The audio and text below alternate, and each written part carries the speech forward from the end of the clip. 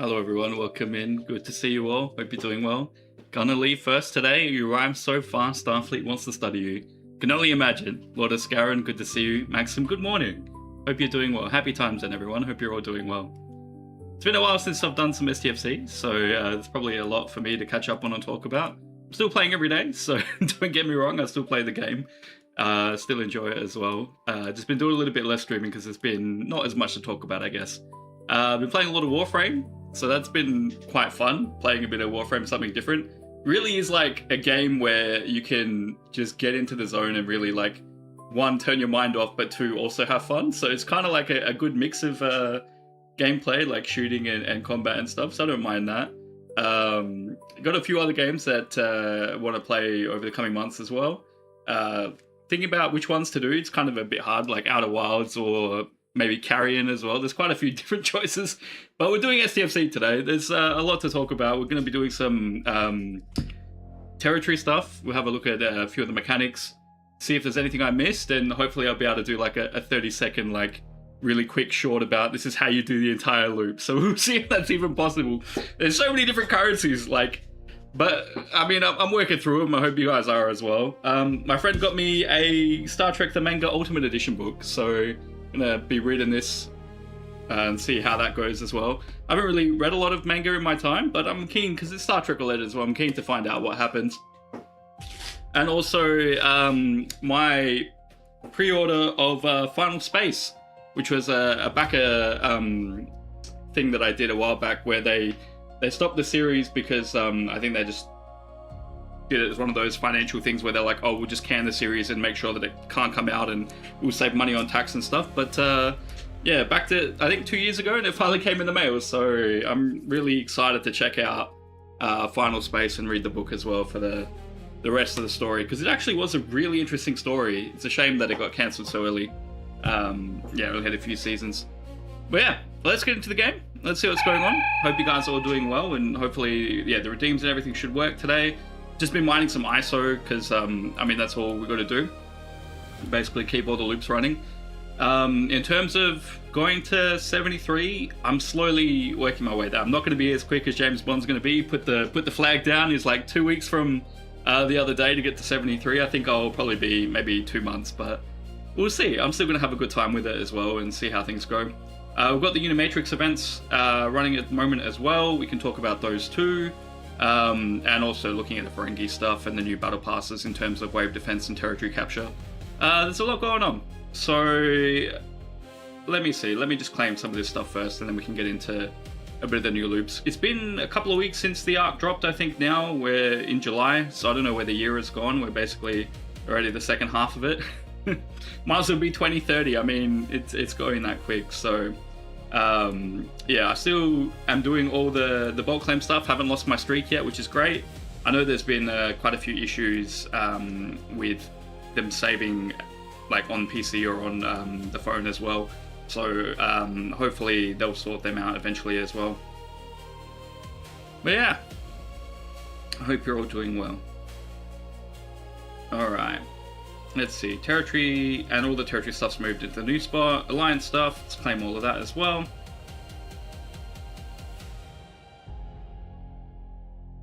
I find like a lot of the G6 stuff and G5 and even G4 is kind of like, I don't know why I still bother, but I think it's still worth it to bother a little bit.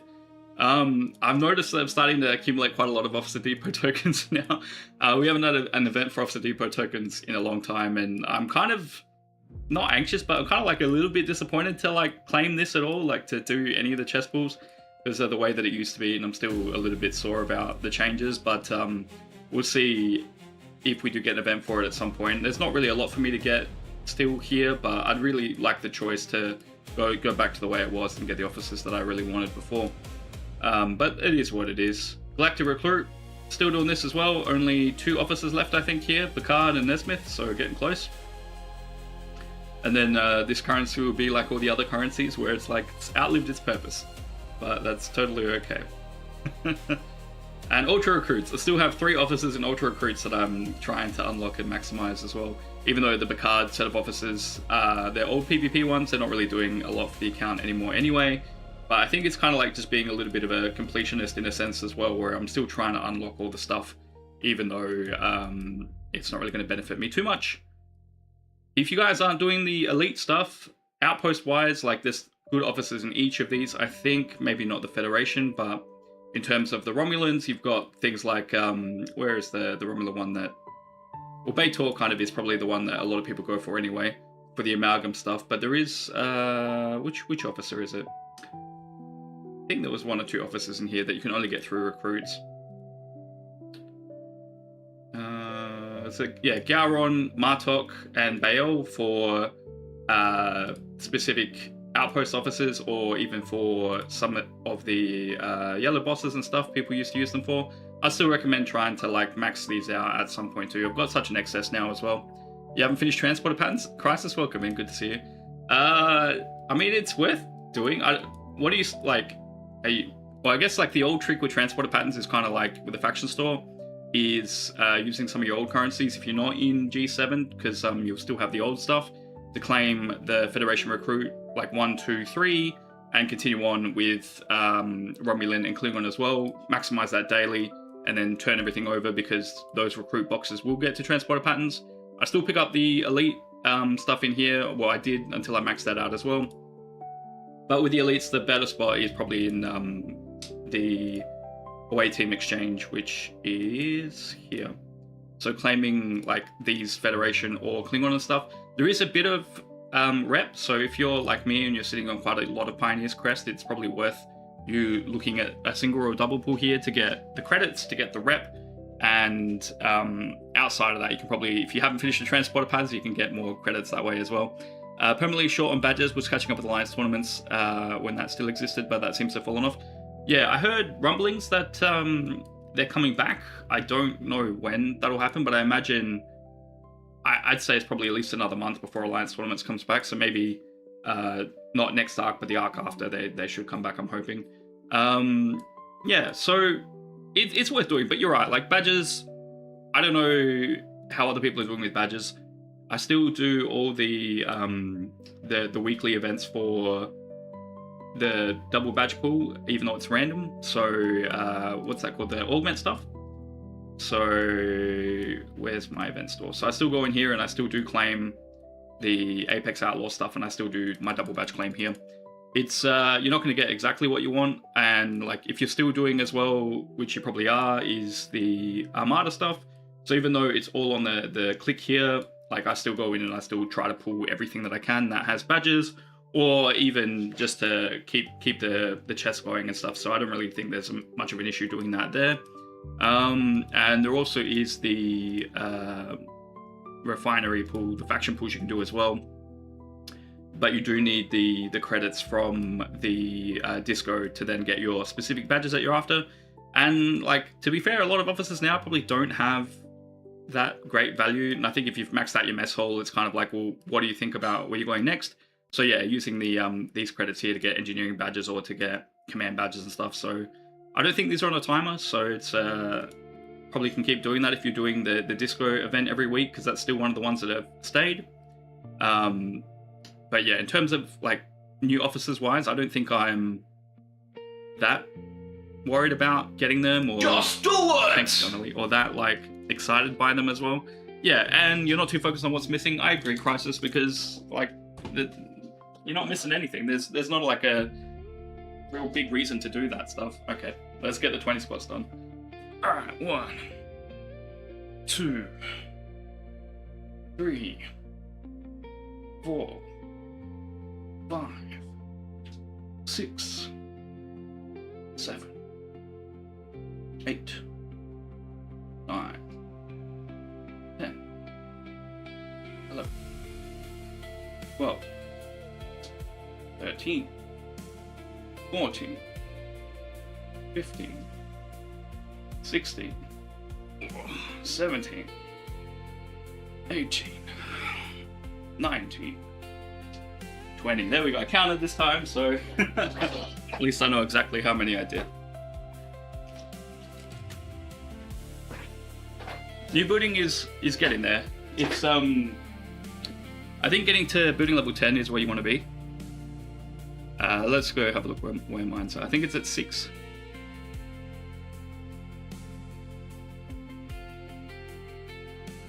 Yeah, we're at 6, but we can get to 7. The thing with this arc is basically you need 2 currencies to upgrade the building, which is really annoying. I'm a lot better at killing the quantum hostiles than I am mining the geodes. So it's a bit lacking on one, but that's fine. Haven't even unlocked the building yet, Wills. Welcome in, good to see you. That's fair. 10 million single star ISO is a lot. It's a lot to mine. And yeah, getting the geodes is tough, I think. I don't really know if there's really like a recommendation or a good way to do it, but if you have a lot of territory, then like you just go look through and find either what mines the quickest or if there are nodes that are kind of half empty already.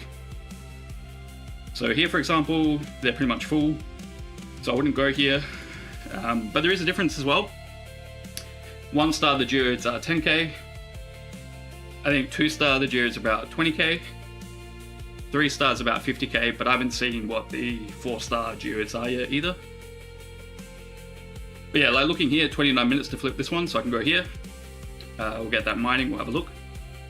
26 minutes on that one, so I'll send another miner out there.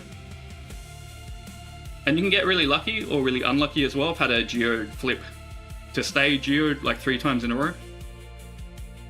And then we go back to looking at the refinery cost and is it worth your time to constantly manage the geodes, or is it better off getting a single call? Thank you. Hey, and welcome in.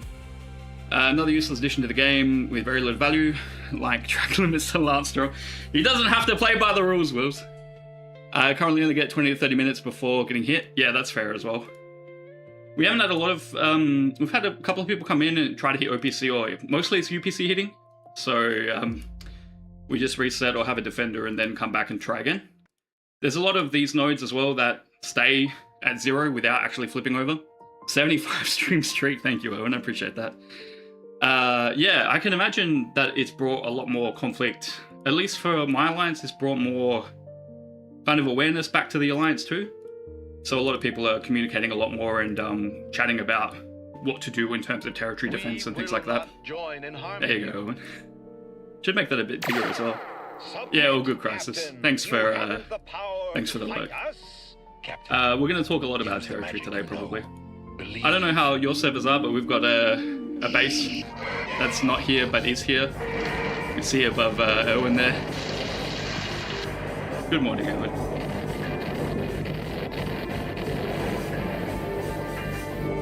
Alright, so that one flipped back to still be the same kind of node. There is no way you can win. I have to. There is no way you can win. There's no winning this game at all. As the Earthmen you fear. You're acting out of terror instead of out of thought or respect.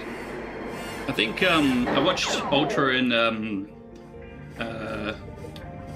forgotten now. Lost in Ultra and Lost in talk about hunting OPC in territory. I think if they're really looking for the 3-star, your OPC is probably going to be primarily in the 4-star territory. Holy shit, Owen! Holy shit! Good job. You did it! You survived the away mission! Unbelievable! And I know that a lot of the consensus was if you have 2-star or you can claim the 2-star, you're still getting stuff for the 3-star. You're just missing out on starting the Armadas, which is all 3. Right, let's see how big this geode was. Where is it? 73. So I'm guessing this one's 100k then. Who's a lucky duck here? Anticlimax is here on 100k geode. So if you get 2 of those, you're good for 3 days. So the cooldown of a 3-day pull is quite significant. So it's a long time to mine the 1200 though. Big alliances are hoovering up all the OPC or just node blocking, so it's pointless even at Ops 68. Yeah, I guess that is hard, Wills. I think for you, like, the building is what you want to start with. So you do want to unlock the building because you get the more refineries open up to you. We can kind of have a quick look at the refineries as well. I want to do a really quick, like, do this, but I'll do that a bit later, I think. Also, keep an eye on your Continuum Consulate refinery because that is by the zone. So we've only got 4 out of 5 territory at the moment. So as that goes up and down, it's a different bucket. So you can claim it as many times as, like, even when you drop a territory for recapture, you'll drop back to 4 or drop back to 3. So as you do that, claim this again if you have the currency. But yeah, this one here for me is the hardest one at the moment, is the Geodes. I'll probably do some Armadas in a little bit as well. Starting out though, yeah, it's the 1-star stuff I think is where you want to be, and it's hard though. Like, the quickest way I think is a combination, and we talked about this at Arc Launch, I think it's a combination of mining as well as hitting hostiles, and then you basically loot crewing in the 60 systems here. The other way to do it as well is Armadas aren't territory locked, so you would have gotten probably 2 free starts, I think, either from gift chests or another source. So depending on your alliance wheels, you might be able to, I'm not sure if you've got a lot of G7s in your alliance, but maybe it's worth focusing on the 65s instead of the 70s. But we'll have a look at the alliances as well, because I'll run an Armada here, because these ones all have all 3 plus the Vanguard stuff, which you want for the new set of researchers. But even then, like, 1-star 50k is not really a lot for you. Yeah, I don't know, it's hard. Like, it's not really fun to kind of like look at OPC hunt unless that's something that you do enjoy. Because that's not something that I do a lot, is like look around and see who's OPC. Unlock the OPC and 0 node agreements. The entire server is allowed to hit OPC when and if they remove miners from 0 nodes while they're at it. Fair enough. I guess that's interesting, yeah. I mean, it's nice that you clear the zeros as well. We went back to the old style of having friendlies come in and hit our 0 nodes, so we can clear them out. The other big thing that I've really enjoyed is the 7-star mining in 4-star. So if you are lucky enough to have a quota territory, the mining rate is so fast that you don't even need to be in the Vale anymore. The only reason you need to be in the Vale is to complete your dailies, but even then, like, I'm comfortably triple pulling all the 7-star now. Like, I've got 30 million, 24 million and 40 million of 7-star territory just because of quota. And that's only been a couple of days of having that. It's really boosted the mining rates. So that's probably, for me, the biggest positive is I could not mine for like 2 days and still have enough to triple pull for 2 days. So it's kind of good. But yeah, again, it's made me quite lazy in the Vale and not finishing off those dailies, which is hurting things like the G7 Uncommon or the Aphelion. I've started working on a second Aphelion, but I still do the hostile daily as well. And yeah, I'll miss out on a little bit of the credits and a little bit of the rep. But again, like, the rep probably isn't super important anymore once you do hit your Prestige 1 or Prestige 2. Alright, so let's gear up, start an Armada. We did try the 75 a while back in territory, and even with max forts and things like that, we weren't able to clear that one. I think that'd be because of research primarily. Alright, where's my Armada crews? Let's use this Armada crew. Oh, actually, no, I can probably go loot. Let's change that. Discard.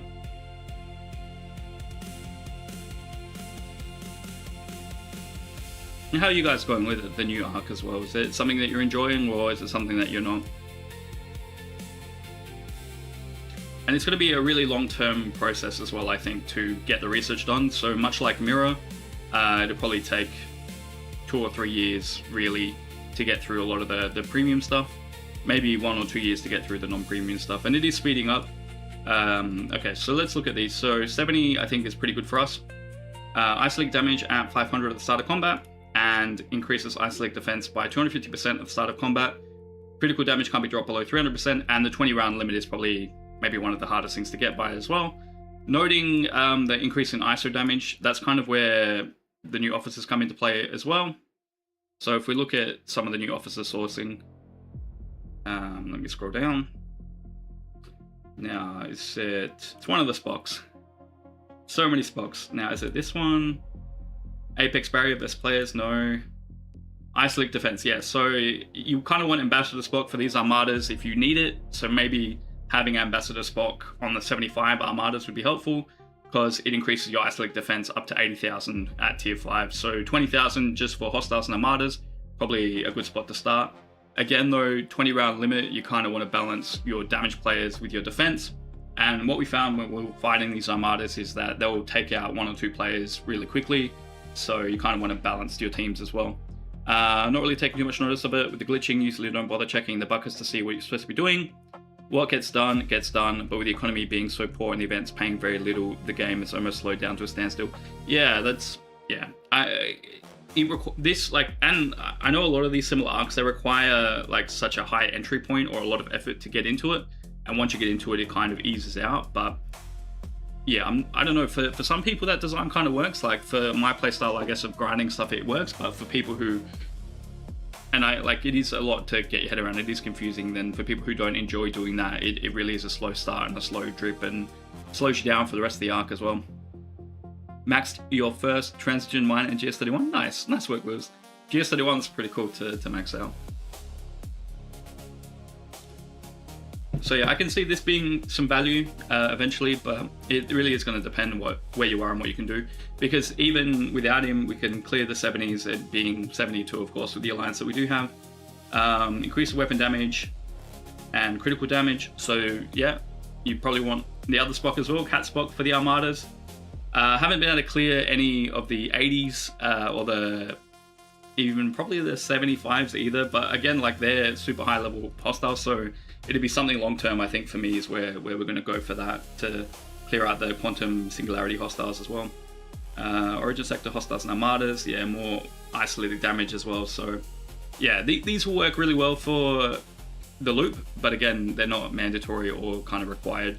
And we're still in the same, like, really shitty Paragon and other recruit styles where it's like, hey, you get 20k, which you can then turn into a chance to get whatever, which ends up not even being what you want.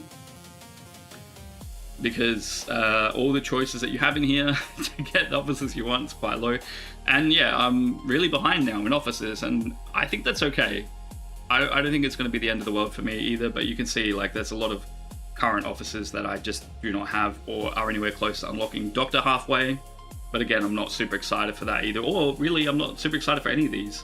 I mean, they're nice to have, but yeah, like we were talking earlier, they're not really 100% critical. But forget which event it is about killing the Borg Armadas for Maverick faction, and then pay it out less than 100 blue catalyst upgrade mats.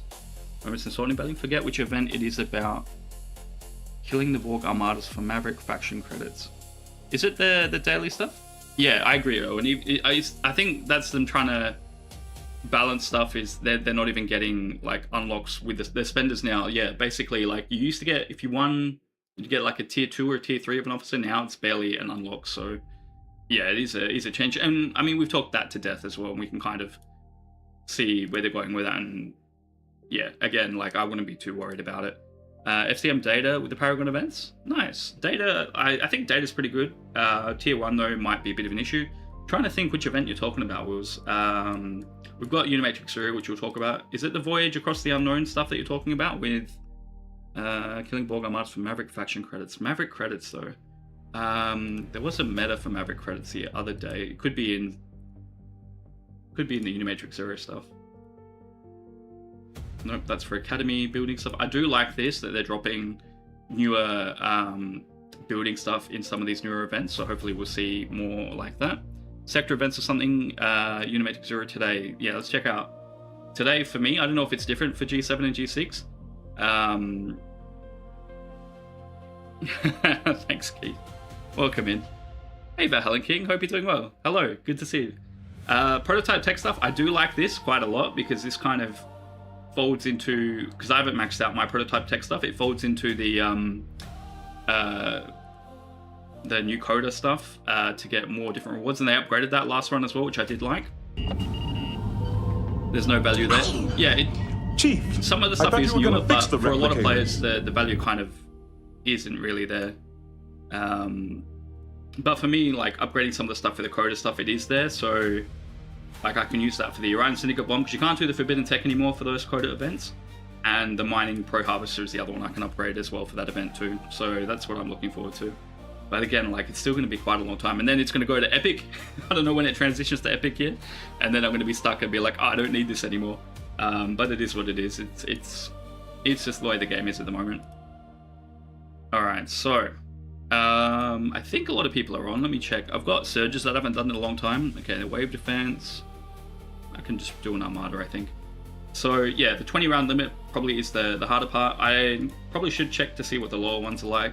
The rewards here, I'm doing this to get the other chest pool and try to get more isomorphic relic stuff to then do the new research stuff. Alright, I think that's all good. So we'll start run 2. We'll start in Armada. There'll probably be an event for this, so I don't know. We'll see if there is one that comes out after today. Traveling to London today. Don't like traveling for work, it's rubbish. Oh, that traveling. At least you got STFC to play Valhalla King. Tier 5 Vengeance can solo them easily, the 70s? Okay, well, I shouldn't be worried then. So I've been working on the Vengeance slowly. We're at tier 8. I'm saving up for the efficiencies at the moment. I'm doing what Ryan is doing. But yeah, I'm still a little bit behind with the Vengeance stuff, but it's okay. So I've got 1 level of Vengeance optimization and 1 level of Daunting Vengeance almost ready to go. So I'm looking forward to doing those. And that'll be 15%, but yeah. I'm kind of at the point where I'm not too worried about getting the Vengeance to max or too far past max, because I'm kind of like in the middle of 2 roads now as well. Like 73, like I said before, probably is like 2 months away. And by that point, I'll be able to build the 73 uncommon. But the issue is going to be how quickly will I be able to tier that up, and then it's all the mining stuff and the Sigma trip, which is going to be the bottleneck there. I don't know if anyone's going to join me, so I might max 4 just because I know you, Valhalla King, you said that they're easy for you. I don't want to waste my directive, so I'm going to come back and max 4 just in case. Faster when you actually play. I play the game every day, Owen. I haven't lost my streak yet. Join, OJ, join. How's 73 going for you, Owen? Is it relatively the same? I've started hitting some of the 73 hostiles in Veil space as well, so going with triangle kind of works really well. But yeah, aside from that, I think, yeah, Scribbler will be streaming at some point, I'm sure, Keith. But I'm not Scribbler. Alright, so let's see. 3 minutes on that. 2 people should be relatively easy. I probably still maybe max 4, maybe not. Strength, 88.31 trillion, but again, like the Vengeance with all the other stuff does a lot. Trying to get the R&D for 73. Yeah, the research building is really important for G7. Efficiency-wise as well, like, I'm really looking forward to finishing these off. So at 73, you can get the last tier of the efficiencies here and start getting into the rare stuff for research, and then even into the rare stuff for all 3. So the periphery intel, super important. And free-to-play kind of are only a couple of days away now.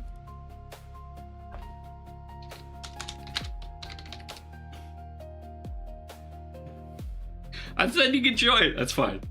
He's a little confused. We've still got 2 minutes there. For the Borg Sphere. So I've been looking at that as well. I'll probably talk a little bit more about that later too. Where we at? I think 4 days away, maybe 3 days now. Yeah, 194. So yeah, 3 days left, get the Sphere, and then be able to get more of the epic stuff for that.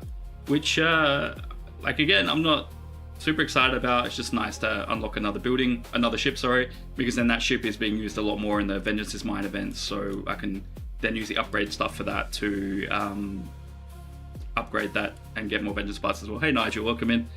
You're awake? What a football match. What a moment. Who was playing, Nigel? I watched, who did I watch? Ronaldo versus, I can't remember. There was a really bad offside call, I think it was. Like, really bad offside call because it touched the player's hair.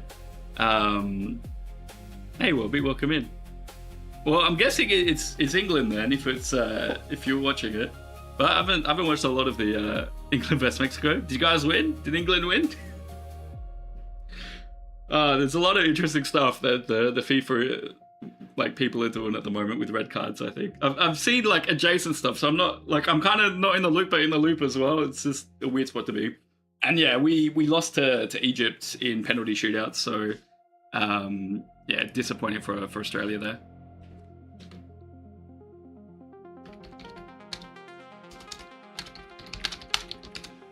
Someone please pick up my hand and use it to hit more exhausted. What have you been doing all day? Oh, they max forwarded without me max forwarding. Cool. I can save my max forward then. What have you been doing, Nigel? Why are you so exhausted? Just watching a football match and screaming.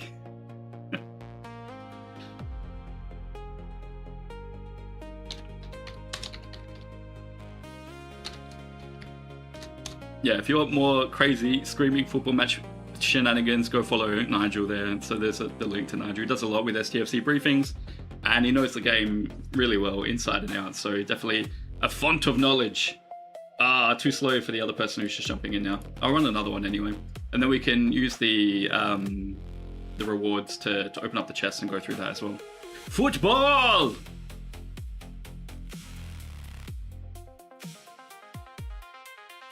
Yeah, I'm sure it'd be an easy kill. Probably didn't need the max 4, probably can do it by yourself like Valhalla King is saying. But I haven't tested that yet, so I mean, it's fine. I went to bed after it got delayed to 2 AM. You're not that interested in football. Put a sock on soccer. How's everybody else's football teams doing if people are watching the World Cup? Alright, so we'll do another one. I think these are all the same in terms of loot, so I don't really think there's a much difference, and it doesn't really matter which ones you pick. 103k, 52 star, and 51 star. But primarily it's the isomorphic relics that I'm kind of after there. 4 minutes there, that's fine, we'll let everyone join. I like how they've split out the chests, so this is an Armada chest, the Sector chest, and you get the Quantum chest for hostiles. So 4k Quantum Scrap, which is for one of the refineries, which we'll go over in a couple of minutes as well. Okay, so let's see, how did we go?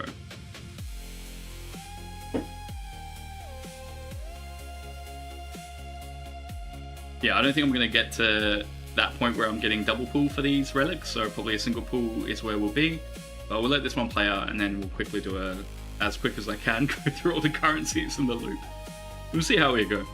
Alright, who's joining this one? I don't mind the low level players joining in these. We're going to run these for a while now. Okay, that's fine. I'll join Bold Emperors there.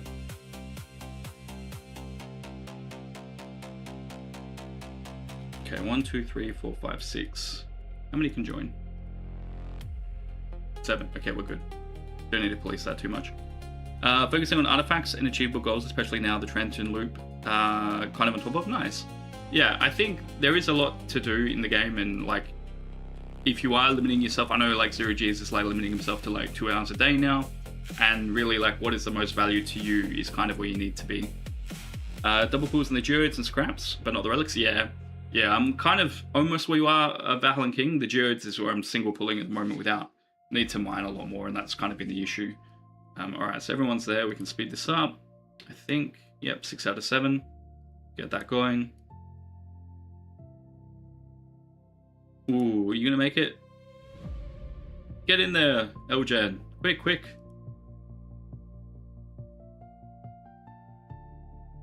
Seven seconds. Is he gonna make it? Is the little guy gonna make it? It's weird. I've seen like a whole lot of little, well, smaller players, not little players, but the pre-G6 players coming into the Alliance now, and like, where are these people coming from? Where are they? Like, where were they before this? It's just weird. Unless they're like, I don't know if they're people's ults or something as well. It very well could be, but it's nice seeing different players in the game, especially like for older servers too. So, fairly convinced the spawn rate the geode in quota is high. Yeah, it probably is, because it's a triple the size of the 3-star. Actually, no, it's 5 times the size of the 3-star. It's 1.5 million, I think it is here. Yeah, 1.2 million, sorry. So 1.2 million for the 3-star versus the 3-star in a 3-star territory of 500k, and then the geode size is 100k. So 2 geodes in quota, and you're good for a double pull, sorry, for 3 days, which is really cool. Let's see, am I still in this one? Yep. And we've still had the standard bugs and stuff in the game, and that's all. None of that's really changing. 10 minutes where you wake up to get dailies done, 10 minutes at event reset, and 10 minutes the whole day resetting miners or whatever. Yeah, I mean, that's fair. Yeah. And yeah, play what you're interested in, I think, is the key to enjoying the game, I guess. Hey Fanny, welcome in. There might still be space here. It's not my Armada, but let's see. No, nothing there yet, that's fine. Nigel, do we know how many points an Armada scores in Territory Takeover? Because I know Crisis is having a lot of issues with like fights and stuff in Territory, but so far we've been pretty lucky that and we were ready, but no one's come to find us yet. We had like quite a lot of scouts the other day for the 3-star territory, so if we're looking I keep wanting to work it out myself, but I don't know how I can do that. So if you know the answer, Nigel, I'd love to know. Unless they don't score anything, and then that's a possibility as well. Because imagine if they scored like 1,000 points or something, like that's a game changer. But actually getting one off would be quite interesting. But maybe that's where the cloaks come into play with the armadas. That could be something there. Next, Next kind of had some scouts in. They were cloaked and everything, and we were split out between beta, alpha, and gamma, and we were just sitting there waiting. Like there's quite a few people on Discord just sitting there going, "Okay, we're gonna fight," and then nothing ended up happening there. But they were there because we knew they were scouting us the whole time. But I still don't know. I need to check my Discord to find out where we're going for the 5th territory. I don't know where we're, unless we're going to stay with 4 or we're going to fight. Fanny might know. We might fight next for Bimsa. I don't know. But the spread's all right. Like there's a few, like 1 or 2 alliances here or there. There's a few 1-star spaces that are free. And yeah, I think our alliance is really developing the friendship stuff again, which is good for, I guess, good for the game and good for team play. It's hard to get back into it though, because it's been such a long time that we've actually needed to work with other alliances so closely. But it is a good thing though. Ooh, Fanny, yes, please. If there's space, I would like to join your armada too. Now I've started a chain of running armadas, so I mean that's good for me. We can do the chess pools and stuff. Be waiting for next to eventually come at us. Yeah, I was ready. I was sitting there on the phone. I had like the Sting. I had the GS31. I think like a good strategy as well, because there's 2 different types of capture nodes as well that score different points. The building also, if you get the building at a certain level, you start scoring more points per second based on your building level 2, which we can look at as well, is to use your cloaks. So have some lower tier ships that just have cloak. So for example, I had a few ships like the Vorcha that had a cloak and was ready to go. So I think that's a good strategy for some territory players. Actually, no, that one doesn't have a cloak. But either way, find the ships that have cloak, unlock your cloaks, and then you can extend the cloak duration as well through research. So something to look at if you haven't done it already. Things like Contra, no, that's base damage. Where's the duration ones? Is it further on? There are the extended duration ones for cloak. Let me see if I can find them. Stealth of Core increases base cloaking duration 40%, and then there should be other ones specific to each faction, I think, unless I'm mistaken. That's possible as well. But if you haven't done even the base one to extend the duration, then that's something to work on. Where are the rest of the cloak ones? Because these are all damage, aren't they? Base damage, yeah.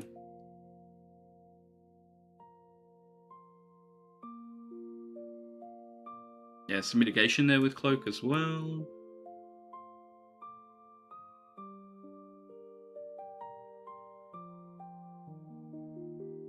Here we go. Yeah, increase the base duration for all Romulan ships. So Romulan stealth technology, Klingon stealth technology, and there'll be a Federation stealth technology somewhere here as well.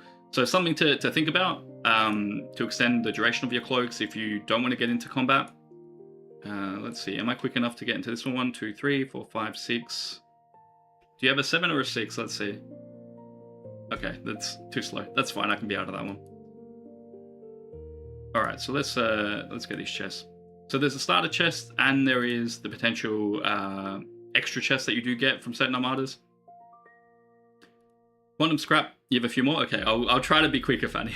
run as many as you like. I don't think there's an event. I don't know. There might be an event, so maybe it's worth holding off. I just wanted to claim the pool today, so that's why I was doing that. We do have STFC.CFD that Funky is working on. It's still in alpha stage, so it's not really into like use for everything stage at the moment, but it is a really cool website that I think will be really useful in the future as well. Pretty fortunate with Geode spawns, been able to double pull so far. Nice, Gopher. That's really cool. So let me see if there's anything here that I can see. Mission hunts, Echoes of War, Paragon recruits where we're at today. No Ultra's 24-hour stream is coming up soon as well, so that's really cool.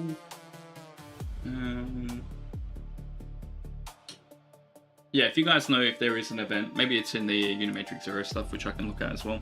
Event will pop up after you use all the directives, of course. Yeah, tomorrow, thanks to everyone in core, the event will pop up to run the new territory armadas. I'm sure it will, 100%. Let's see, that spawned into just normal raw. Sometimes as well, it's good to check the nodes because there is a lot of visual glitches in this game where even though it might look like an isogenite mine, it actually could be a geode and vice versa. I've seen that happen, so something to look into. Now it's 24 seconds there as well, got a bit of time there. Maybe I'll mine some more. But yeah, like what I'm really happy about is the G7 mining stuff. No, run one. No, you can hold off. You can do what you like, Fanny. I'm not in charge of you. I'm not your old dad. you can work out what you want to do with your currency. Because again, like the events, some of them matter, some of them don't, and depends on where you are in the game as well. It's like could be completely useless resources and just not fun for you at all. All right, what are we gonna get? Yeah, it's none of the same, which is fine. No, I better say thanks to everyone as well. Fanny, let me know when we do surges because I really need to do surges. Cool. All right. Now I've said my thank yous. All right. Let's see how quickly I can go through all the currencies and go through everything. Okay. So, territory loop. You want to build the building first. So to build the building, you need 10 million 1-star. So you can mine it in any of the 25 systems here, or hit hostiles in the 60 systems. So do both. You could call now because of Quota's defense. Oh, when's Quota's defense? No, I've already distracted.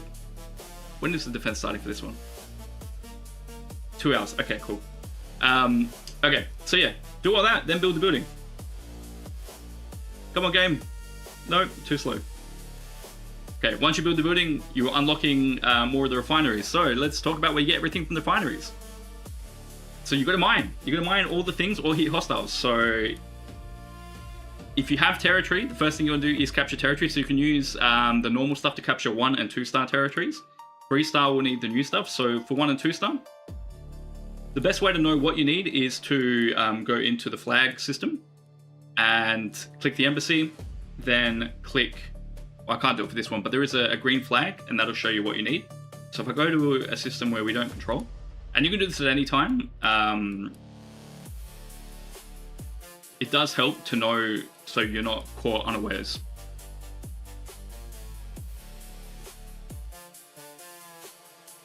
So if we wanted to take this territory here, go to the embassy, then join the takeover button. So it does take you to what's actually required. So you look at all the rules and stuff. So you need an alliance, Commodore or higher. Zone 1 tier is connected to your territory and it's not an ongoing takeover. So there you see, you need 1-star and you need progenitor cores. Now, not every territory has the 1, 2, and 3-star and the stuff, the old stuff. Some of these do. Let's see if this one does. I think some of the 2-star potentially have it, or the 1-star.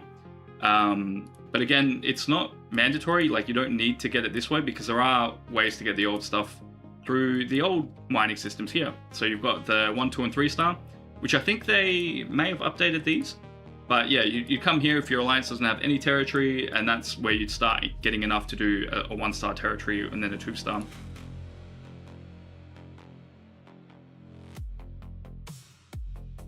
Yeah, so 3-star, 1-star. So any alliance that doesn't have anything and doesn't know where to start, that's where you'd start. Can you join these takeovers? Is there takeovers here now? What are these? Tola cores. This item cannot be obtained. I've never clicked this button before. Alright, so Tola cores. The Tola zone cannot be taken over. That's really funny. Alright, anyway. So now you know how to look into a system and see what you need for a takeover. So then, once you get your 1-star, while there's a takeover going as well, you can hit the hostiles and you can do the mining, I think. So if you are doing a takeover, you might as well start hitting hostiles if you're not getting attacked. And then this is how you get like 1-star as well as the quantum other rewards that we're looking at for another refinery. And the 3-star is different. So the 3-star, you want to go into a 3-star territory and you want to check those requirements because you will actually need to do refines to be able to take the 3-star. And again, we go into the territory, then you find the center, grab the green flag, join the takeover, and you can see you need progenitor relays, which you can't see because it's behind me. And let me move my camera. Always need to double check where I am on screen. Let's see, move camera, let's see if this works. Move me, there we go. The progenitor relays and the conduits as well. So we can look at the store for that. And then the same with the 4-star. Really controversial because some people got it and then everyone got it to get enough to do a 4-star takeover. Super controversial, a lot of fights about it.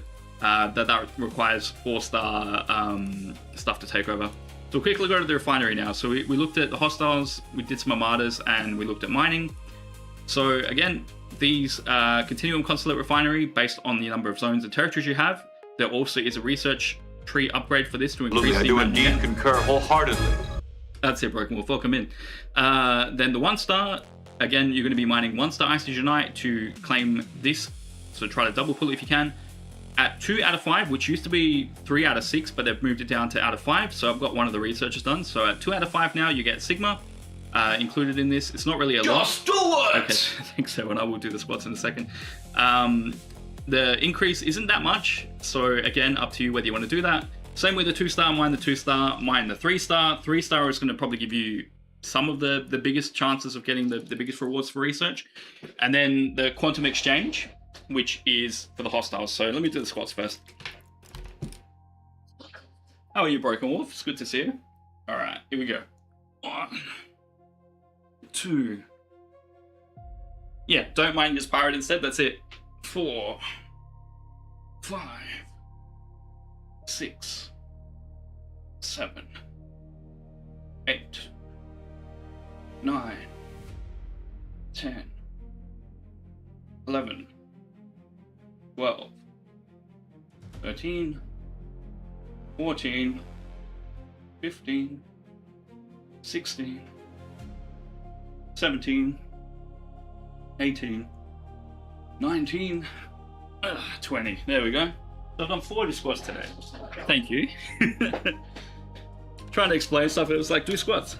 So yeah, Quantum Exchange. So you want to hit hostiles, and it's the reward you get from the hostiles or the armadas to get these Quantum Exchange cores, which miscounted, that was only 17. Was it? All right, I'll do more. I don't know, Warby. I was counting, I thought. All right, 1, 2, 3. There we go. Don't you be lying to me, Warby. Take control of my good nature. All right. Nah, it's all good, Warby. It's all good. So here's one of the 2 building upgrade parts you get. So you must, if you want to upgrade the building. Well, I think must probably is a strong word, but definitely should try to do the Quantum Exchange. And then Luminous Exchange is for geode mining. So 1, 2, and 3-star will flip to geode nodes. So that's what you want to kind of get to. And it's about 200k, I think, to do a double pull of these, and I'm still not there yet. And there is a 3-day cooldown on both of these, so the Quantum Exchange and the Luminous Exchange. I don't know why they're so out of sync though. So this is the other building upgrade. So you've got this part here, where my mouse is, and this part here. So you need both in equal numbers to upgrade the building. Do over again. So then you've got the Relic Exchange stuff, which we were talking about earlier. So from Armadas, this is a really great spot to get refined Isogenite. Also, building parts come in the same 1-to-1. So if you are able to double pull this, then you can get more building parts upgraded. And the Vanguard Prism stuff, which is your premium currency. Off to do a little run. Thanks, Maxim.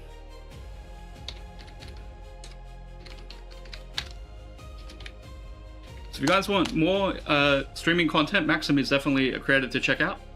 He does a lot of Warframe and various other little, like Pokemon Copia and various other indie games as well. Very fun to talk to. Always a good time hang out with Maxim, so definitely worth a follow there. So definitely check out Maxim.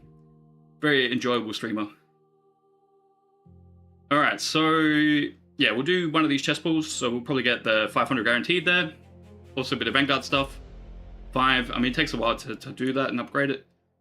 So then, what you want to do as well is, once you've taken your 1 and 2-star territories, then you want to convert enough currency here, which is the currency you get from 2-star and 3-star to then get enough progenitor conduits and the other conduits to get enough to do a 3-star takeover. And this also is the items you need to turn on territory services. You still got all the old stuff here as well, so if you are going through the loop from the very beginning, then yeah, you will need to get some of the emitters and cores and stuff. And there is also the legacy territory store. And I don't know how you guys are going as well, but we barely turned on any territory services. I think the only thing we have on is the Quantum Prism claim.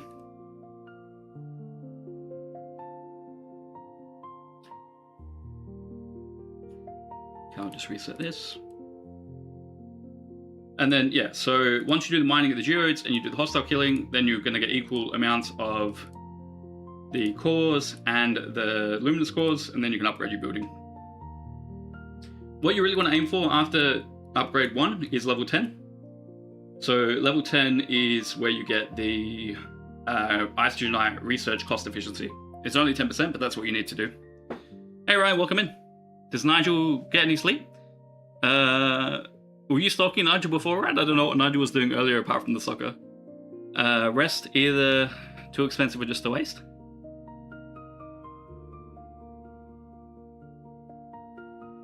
What am I missing out on there, Owen? But yeah, you get the 10% Isogenite research efficiency at level 10. It's pretty good. You do get the extraction protocol as well and the geo protocol. So even at level 1, so level 1 does help you mine Isogenite faster and geodes significantly faster. 250% there at level 1 is quite significant.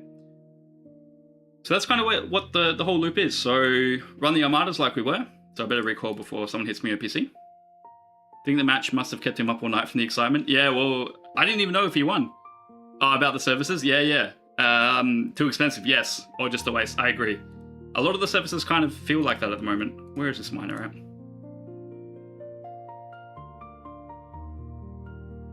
Oh, that's right, I was looking at the star stuff.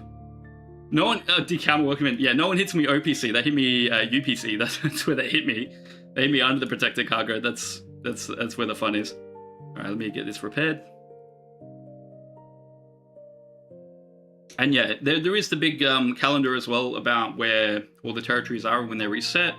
So let me click the territory button. And you can see when your zone's reset as well. So the 4 that we do have, yeah, quota in 2 hours, 2.5 hours when we need that takeover again. And yeah, if you wanted to go in, you can then go randomly click on stuff and you go, what does this require? Then you can click the join takeover button and you can see, okay, well that's 2-star requires the old stuff. I wonder if I can do that for the quota as well. Let's see if that'll tell me.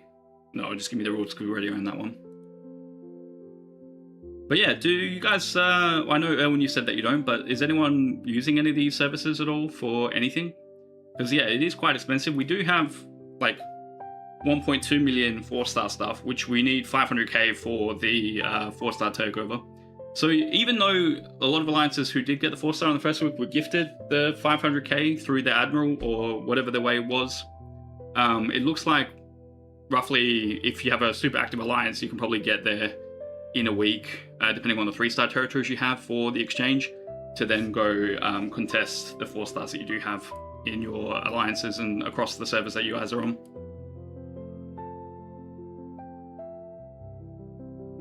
But yeah, I don't really mind the loop. It is quite time consuming in the beginning, but after you start upgrading the building and you start doing the researches, it does get a lot quicker. Ramscoop, welcome in. All alliances were given that finally. Yeah, I think that's a fair call.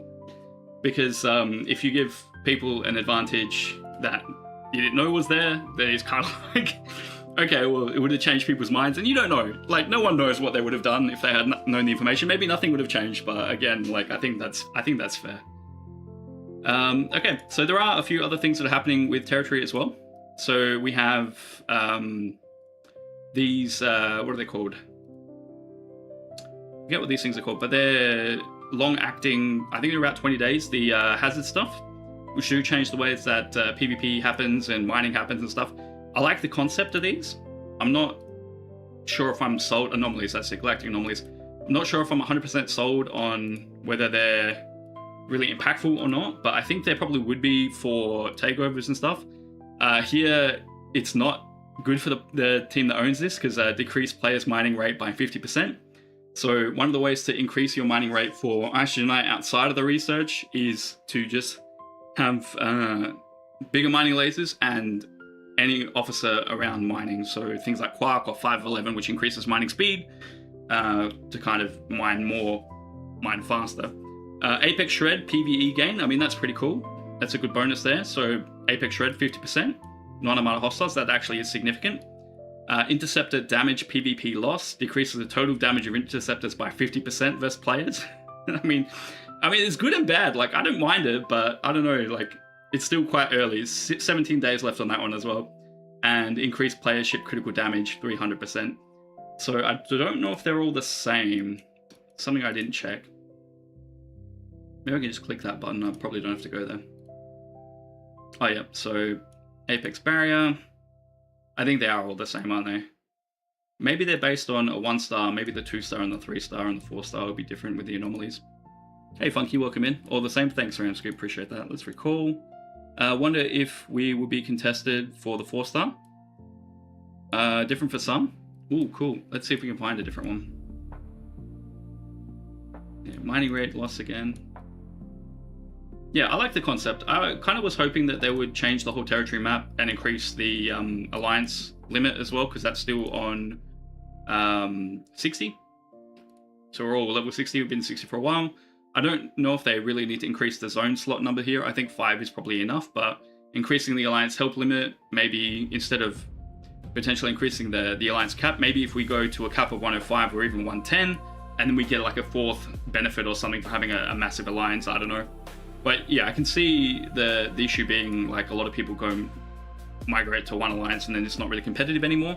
But I think there still is room for them to add more to alliances and increase the way that we interact with each other. And especially, I feel like now was the time with territory and stuff for them to add more features to chat with your alliance and things like that. But if they do, Ramscoop, like I can see a prestige. There's a lot of games like Diablo and I think Arc Raiders has it as well. You can prestige a character and then it resets, but you get a prestige bonus. So I can see potentially that being a good thing for alliances as well. Maybe, I don't know. Where you could prestige an alliance and go from 105 to 60, but you get a massive bonus for doing that. There's a lot they can do. So there's so much like game design room for them to make alliances more interesting and more fun, and to increase the rewards and give us a reason to keep upgrading beyond the maxing it out as we are at the moment. Cool. So we're mining some stuff. We'll look for some geodes. And again, yeah, geodes here, 100k. So if you are really lucky with a 4-star and you get the geodes, yeah, we're in ads, I know. Thanks, Skyfall. Let me see if I can see how close these are to being mined out. I would like 100k geode. 4 hours, yeah, that's a whole day. So I can see OPC hunting being a thing here, but yeah, that's fine. And yeah, with the territory takeovers, you do have the elite capture node and you have the standard capture node. But yeah, the building, before I change topics, is where you can increase the points that you get from a territory capture node as well. So let's see. I think that starts at... Where does that start at? Maybe it's a bit further down the road. Yeah, level 20 TC capture node points, 35%. So it's not really a lot more. I think 35% is kind of like 0.35 of a point. I mean, it still is better than nothing as well. Population of alliances too high to promote true competition between alliances. If everyone could only hold 50 members, that would be interesting. Yeah, I can see there being a benefit for that as well. I think for them to do that, I think they would need to provide a good reason for players to move out and do stuff like that. The other option is as well, like they could do potentially more mergers, or they could do territory in a Veil style. So that could be interesting as well, because then you'd have more competition that way, and maybe there's a way to mix and match alliances that way. But yeah, because alliances have been quite stale for a while, I think. Like for us, I think there's 1 or 2 competitive alliances at the moment. Everyone else is kind of a bit stable. And again, it really does depend. I know Ultra spoke about this at quite some length on one of his last STFC streams as well. There's different reasons why you're in alliance and different people that you play with. So it's not just about min-maxing everything, even though we like to do that. It's finding people that you can really vibe well with. But I do understand the concept of like, we're at the point where, I mean, we've got 5 alliances here, all kind of at 100 or 105, and then below that, 85, 87, 82. There is a 96 down here. And again, how many people are active? Because if you look at the power ratio, I mean, Next is second to us and potentially the only alliance that could contest us in territory if we're both active. So this would be where our really interesting fights come from. There are in Grim, I think as well, Ultra's Alliance, there's some of the top players in APAC, I think is, if I'm remembering correctly. Yeah, Kaviji, 74, Kitnyan's in there as well. So, hey CDB, welcome in, good to see you. Whales wouldn't fight each other. I mean, some of them could. It'd be more interesting, but again, it really does depend on what people play for. Like, I'm primarily a PvE player outside of arenas. Even with arenas now, it's more PvE for me. But I do see some playstyles are more favored in this game than others at the moment. So there is a bit of inequality there. And yeah, alliance numbers, I think like if they did a full overhaul of how alliances worked and the benefits and stuff you got for having alliances, then there could be a chance for them to reshuffle some stuff, provide an incentive. Even with mergers as well, like you lose people in a merger too. So every time you merge a server, maybe a couple hundred people go, okay, this isn't for me anymore, because people don't like change. It's a tough thing to do, but there's scope to do a lot of different things that they could do, and I'd like to see them at least try some stuff there as well. Okay, so research stuff. I don't know how you guys are tracking with research. Some of this stuff does also score in the Ventus's Mine event. I think it's only 10 points per of the Isogenite research. It's not really that amazing. The research for the new coda, I think, is more significant. What I've been focusing on is just upgrading my basic refineries. I will need to get the Continuum Consulate to level 10, so one of my goals is to get this to level 10 so that I can increase the rewards that you do get out of the 3-star Isogenite refinery, because that is, outside of the Armada stuff, one of the quickest ways to get more Isogenite is through the 3-star. Let me go back to the refineries Chief, again. I thought you were gonna fix the replicators. We don't fix anything here, Owen. It just stays broken. The Relic Exchange, this would actually be a really cool one to upgrade. So where would I upgrade the Relic Exchange? And the other thing is as well, the Luminous cores for upgrading the building, like if you did get to that point, you could upgrade the building quicker. So it's kind of like, well, do you focus on Quantum Exchange, Luminous Exchange to upgrade the building? Do you focus on the Isogen to upgrade the mining rates and things like that and get some Sigma, even though the Sigma's not really significant at the earlier levels there? Or do you want to like upgrade the Relic Exchange, which let's see where we can do that. So Relic Exchange upgrade. So there's 3 levels there. Probably going to be quite significant in terms of where the research is to upgrade that. Quantum, TC, Refinery Improvement. Now, where is the Relic Exchange? The Armada, TC, Loot Research in the Territory Tree. Yeah, let's see if we can find that one. Yeah, TC Armada one. So 1%. I don't know what the numbers. I would imagine it would be more than 1%. I don't know what the numbers actually go up to. Maybe there's a spreadsheet that I can look out for that. But this could be a really good one to upgrade, because even though it's 100%. Every 3 days, like a 500 of the research particles is quite significant. So should be 100, 200, 300. Thanks, Ramscript. That makes sense. So that could be a good one to focus on. But yeah, I've started here. We'll get these mining faster, then we'll get more geodes, and then from there we'll probably end up getting the TC Armada stuff. But then again, Quantum and Luminous for upgrading the building, so 1-to-1 is probably a good thing to work on. And I would say saving these trees for when you've got your base up. So any like game, you kind of look, do I want economy first? Do I want like power first, or like PvP first? Or but I think economy, like Boom, is the right way to play the feature for me. But again, everyone's a bit different as well. And there are a few things to hit the hostiles better as well. So kinetic damage, and there is energy damage bonuses to the hostiles. And there probably is some other stuff further down the track as well. But realistically, I think if you can probably hit your level is where you need to be. But the best is the refinery pools. These ones here. Yeah. And at least with the new territory tree, or not territory tree, the what's it called? The battle pass, the territory battle pass. They do give us quite a significant amount of research in there. So 2,000 here, 2,000 here. So I do think that's quite good. And if you did end up getting the pass, which I'm not saying you should, there is quite a lot of research particles in there as well. Not everywhere though, just seems to be in that first point there. But at the end, 4,000 Vanguard Prism research stuff. So how much would you get for that? So 4,000 seems like a significant amount. 600 there. But again, like, it probably wouldn't get you up to the point where you'd be getting any of the big bonuses, but at least it's a start as well. Long term, G7 repair cost, G7 FKR reputation, cost efficiency for ships, parts, and Sigma. So that's always a good thing as well. Can't wait for the end of the battle pass. 1, 2, and 3 star Isogenite pools. The third is the most important. Give the third takeover material needed for 4 star. Yeah, you need the 4 star stuff there. Bring on the Vanguard Prisms for yourself, Fanny. I can see that. Yeah, and it'll get easier. Like, again, with a lot of these arcs, the first couple of weeks is hard, and then you kind of slip into just autopilot, and then you're done. I see they did try to spruce up the other researchers as well. Basically, you need a key, so you get a key, use a key, get a key, use a key all the way through. But yeah, it'll take a while, and then look at what events you can score the best in and then go that way. Or if you don't care about that, then yeah, do the upgrades as you see fit.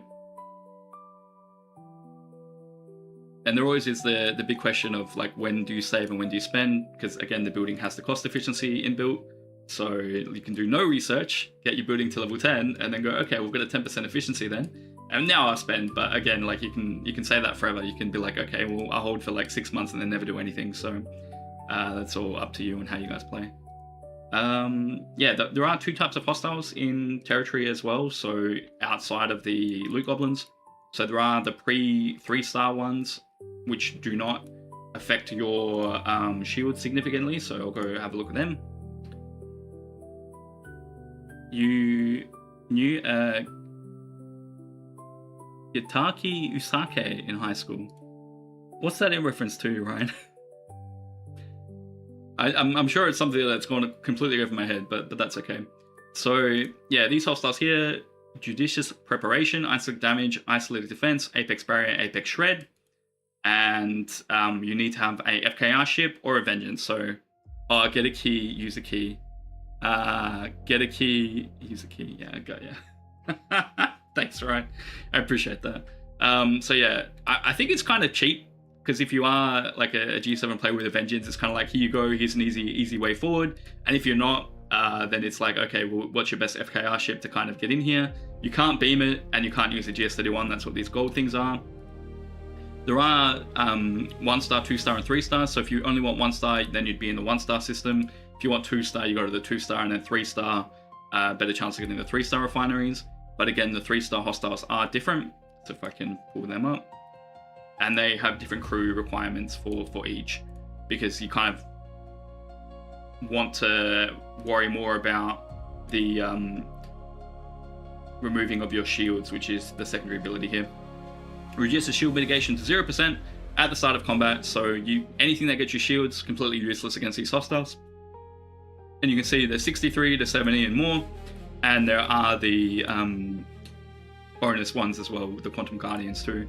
But I don't know if do we know anyone that's taken these Quantum Guardians down? I'd love to know if anyone has. So they're 80. I know there's 75s floating around as well, so they might be easy to take down. I'm not sure exactly what systems they're in, but the 3-star punch is hard. It's just rude. Yeah, that's it by Howling King and Broken Wolf. Score for 2 stars aren't that bad. And drop better loot as well. Yeah, you can focus on mining 3 stars. Haywire has? That's cool. That's awesome. I love when that stuff happens. But yeah, it's like an 80 hostiles. So like, if you can get to the point, I don't know how long it's going to take us to get there, but that will then make any FKR event, or not FKR event, sorry, hostile hitting event quite easy if it's getting the 80 hostiles there. The rewards, like, they don't seem super high, but again, I don't know what's in the loot, the box as well, so that could be something significant. Also, the hostiles do drop some of the other currencies too. I think it's all the... Where's the currency I'm looking for? Not these ones. These ones. Whatever this currency is, the little pointy arrow thing. The hostile loot chests, there's a chance to drop extra of those as well. It's only like 3 or 5 or 10 or something like that. But if you do need it for the research, eventually that is a way to get it done. loot crew on the 2-star hostiles. The prisms, thank you, Valhalla King, yeah. Some people are also using the 4-star ships with the loot bonuses there, and again, I guess it really does depend on research. But yeah, if you're doing that, 1 and 2 stars where you probably stay, unless you've got good crews with the shield mitigation. So with any of the shield mitigation stuff, it's just kill it as fast as you can, I guess, because you don't really want to have that come back to bite you. So is it the rares here? Yeah, so 4-star rares, they've got the inbuilt loot bonus. I think that's maximum 120% or something like that. It all adds up. And yeah, you can get more loot through CT and FT as well. So definitely things to think about. 120k max, 120% max, not 120k. That'd be so funny if it was 120k. But yeah, things like, I think the Tenless Field, increased hostile rewards, and Thought Maker and things like that. But again, probably not super significant when you're looking at things like the Doctor or Beer. And even in the Syndicate, there's bonus to loot in Syndicate as well. So yeah, just look at where you can get more loot bonus and stuff. It probably is not super significant either, because yeah, like Scope was saying, loot crews will get it done. And 3-star, the mining is relatively good. So if you do own a 3-star territory, then it's only, depending on what level your miners are, a couple of hours probably to get a triple pull. Let's see. Yeah, so 300k is for my double pull, sorry, so 3 hours for that. So for a double pull every day, 3 hours of mining's not that bad. Yeah, I've got an Aphelion, so I've got a tier 1 Aphelion. I probably should upgrade it more. It's sitting in just a mining system with Pastille and Trip, depending on what's available. Oh, it's a tier 2, sorry, not tier 1. And I've just got Grush there to get me out in that system. It's not in the Veil because I don't really want to worry about being hit in the Veil at all. So with the repair cost on that, so I've just got it mining in the margins at the moment. I'm working on a second one at the moment as well. So I've got my Klingon rep to Prestige 1. So I'm about halfway, I think, to a second Aphelion. 62 out of 150. And my Prey Fortis, 120 out of 150. So I'll be well and truly have enough credits to get Prey Fortis when I do get Shipyard 73, whenever that does happen. Yours is tier 3.5, and it gets you a double pull in an hour. That's awesome. I love that, Valhalla King. Yeah, so let's check the mining rate. So tier 2, I've got a tier 14 here. We can talk about mining crews as well, which might be a good topic while we're staying with territory. So my tier 13, Grishna, I think that is. Let me go have a look. Yeah, Rom's the way to go. 100% Queen Fanny. Haven't decided which faction to go for in G7. A long way from the Aphelion. I was considering Scofer as well. There's the Vengeance of Mine events, and there's the Aphelion event. So it's kind of like, do I... Because the first time the Aphelion event ran around, I did get half my blueprints from that event. So it's kind of like, now that my Vengeance is tier 8, I'm kind of like, do I really need to push it that far? Probably not as much. So I'm kind of thinking, do I just get a second Aphelion through that event too? Yeah, Picard, 5, Garrett, Beer, and the Doctor. Yeah, 100% Ram Scoop. Yeah, try to collect as much loot as you possibly can from the hostiles for sure. That's a really good call out there. So yeah, tier 13, it's 62 out of 50 because I don't want to use all my lat because we're not getting a lot of lat anymore. So let's check, what are we on here? This is a 2-star. So 410k from tier 13. I think this is tier 12 or 11, 366k. 355, I think this is a tier 10 miner. My Aphelion tier 2, 207. So yeah, my Aphelion isn't mining as quickly as the G6 miners are at the moment either. 695 out of 1,000 for the Vengeance, so hopefully not too long. Yeah, that's so good, Scofer. There is, depending on what territory server you're on, and territory.lol is a good way to check what your services are and who owns what in what group of territories. Let me go into... Because we've got the G7 blueprints in ours. So I think that will still stay. So yeah, we've got the G7 uncommon. We could activate this, but it's really expensive, so we haven't yet. Some other servers have the Vengeance blueprints in here as well. Vengeance makes everything in early G7 easy. Yeah, we'll... Outposts... Yeah, outposts and just general mining. And again, like, given a bonus to hit these Q hostiles with a Vengeance when everyone else has to use the FKR, it's kind of... It's interesting, isn't it? Don't have quota yet, but you think you can get 150 blueprints in the next Vengeance of Mine event? Yeah, nice. And they have changed the scoring of the Vengeance's Mine. I think they did that 2 scorings ago or something like that, where you can use building parts and specialty ship parts and research and stuff, which makes it a lot easier. And I think that's a really good thing, and they'll continue to do that, make the Vengeance easier for players to get. Let's see if we can... No, there's not any left there. So I think that is a good thing. Yeah, Interstellar Dominance is the other thing as well. And they changed the rewards here with Interstellar Dominance. You can see I scored poorly, but that's okay. If you scored well, you can get prisms. But again, if you get the Battle Pass, you're getting a lot more prisms than you are from getting first place here in the new Coda, Interstellar Dominance. I love the Interstellar Dominance event. I wanted to hurry up and come around again because I seem to always have stuff to spend, which is great. So it works really well for me. We did get the Judah Report stuff where they're testing the email passwords or whatever that is. It didn't work again, so like hopefully you guys put in the passwords for that. Surges we'll do later. And then Project Dreadnought, while I'm bouncing around different topics, I feel eventually this will get easier. At the moment though, like you need a Vengeance at specific tiers to get either the Cloak or the Insta Warp or the Summon. But it's definitely something I'm not looking at all.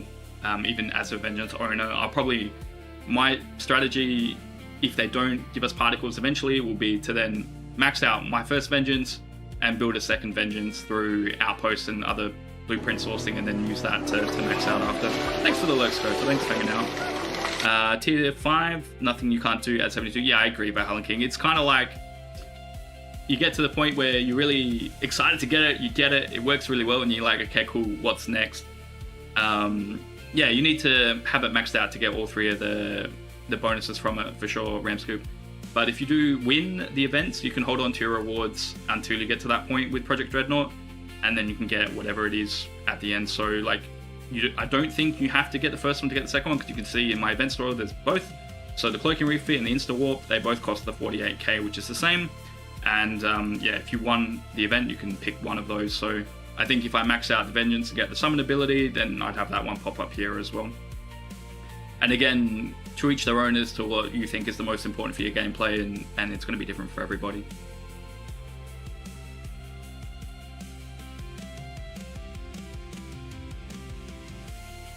Yeah, so mining officers, let's see, where's the button I'm looking for? This button? No. What button am I looking for to filter? Where's the filter gone? I'm drawing a blank. Oh, here. There it is. So yeah, you kind of want mining speed or cargo protected and stuff like that. It really depends. But yeah, mining speed is probably the best way to increase the mining the nodes faster outside of doing the researches. But I mean, 50% here, it's not really a lot either. So potentially you kind of maybe exos as well, but I don't know, 55% there, but then you lose protected with this guy. Where's 10? Where's 11? Where are they? There's 10 of 11. And 160% there. Again, it's going to be up to you to see if it's valuable for you to really change out mining crews and mining loadouts. CT and FT, there are generic stuff. So I think all the faction ones do have generic mining increases. So here, increased cargo capacity, mining rate by 800%. So maybe looking at your Klingon Romulan and the Federation mining lasers. Also, yeah, the Pro Harvester. Mining speed for surveys, I haven't maxed this one out yet. Protected cargo again, and max cargo for surveys. So there's a few things you can look at to increase your mining speeds. But most of the time it's just level up a ship, upgrade it more, or do the research. So yeah, research-wise, there is the one for, what's it called again? I've forgotten what the mining ship is. Selkie. 50% increase the mining speed of the Selkie by 50%. I don't know if this is a 50% overall or 50% to mining, because like that again is not really a lot. What does that one go up to? And there's generic mining further on in the loop as well, 300% there, so it's not even a lot. And the Ferengi Whip, yeah, that's a good call out. You do wish they would allow quota mining to count towards the Val mining daily. Yeah, be a nice quality of life. I agree, Valhalla King, because knowing how quickly quota mines now, it's kind of like, I'm so sad when I see my miners out in the Vale mine very slow comparatively. So I'm just like, what's the point? Orion Cargo Transporter as well, protected cargo, increase there, max survey cargo. I've got that on my affiliate at the moment. And where is the whip? Cargo capacity 175 and mining rate by 1100%. So probably is good call out there. Irwin probably is one of the biggest increases in mining speed. So if it's not, yeah, because it's bigger than these, isn't it? 800%, yeah. But if you were doing a specific mining like ore and stuff, you'd want this. But yeah, the Ferengi whip that's a really good call out. Maybe I will change one of my FTs around for that. Maybe I'll change it off for the Orion one. Protected cargo, max cargo. Yeah, why not that? I'm gonna bring back my Aphelion. We'll swap it over. Get the Aphelion, the Ferengi whip on that one. Let's see. Exocomps. So yeah, you've got cargo capacity, protected cargo. There is generic mining rate ones as well. There's 100%. So you can stack a few of these. So you can get 100% here, and then you can go, okay, well, where is it? So multi-purpose, and then look for another one. And it's 100%. Where's the other ones?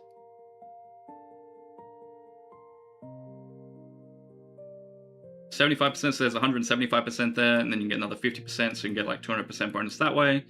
Again, yeah, much of a muchness. If there's an event that you really want to compete for, maybe that's the way to do it, but now you're looking at very minor upgrades and changes, which kind of makes the research kind of matter less, I guess. So there we go, another 50% there. As if you not do that. As if I would not... No, I'm just saying, like, I didn't think of that, Erwin, because I forgot about the Ferengi whip, so I'm saying thank you for the call out, because I can change things over and make changes because of it. So yeah, there's what's that? 225% mining increase from 3 exos that are there, and then you can look at your alliance, and there's a 400% mining bonus here that you can activate. So you can get 600% mining bonus if you want with exos, which is significant. Fight. Yeah, we could always find it. It's fine, Owen. Okay, let's see. So yeah, we talked about hostile hunting. Yeah, really, even if you are doing single pulls, it's not going to be the end of the world. It's a long loop, so I wouldn't be too stressed or worried if you're not doing everything all the time. Let's see, what do we get here? So 147 7-star, so that's good. Well, we've got the common there. That sucks, but that's alright. I didn't see the other one, but it's all good. And yeah, each time you do the research, this will reset the bucket, so again, pull again, and yeah, do what you can. But yeah, I've already got enough for another... So this is a 7-day cooldown, or 6-day cooldown? Yeah, it'd be a 6-day cooldown then. That's weird, it should... Normally it's a 7, but anyway. Be able to do the relic exchange again in another 6 days. So for me, I need to focus on mining more geodes, and that's kind of where I'm at. But yeah, there's the loop, I guess. And yeah, like a lot of people probably aren't turning on a lot of the territory services, at least in the beginning. Thanks on some of you, I appreciate the work there. Fastest way to get 1-star, I would say probably hostile grinding, Erwin, with a loot crew, but mining potentially as well.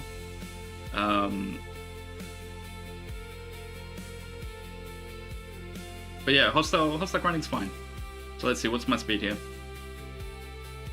So 1.1 million per hour, so yeah, 3 hours of mining here and get a double pull there. Which hostile you'd want to do the 1-star, because the 1-star, each hostile drops different depending on the territory you're in. So 1-star territory drop, you're going to get 2,837 1-star versus a 2-star. Or a 3-star, you're going to get less because they have 2-star and 3-star in it.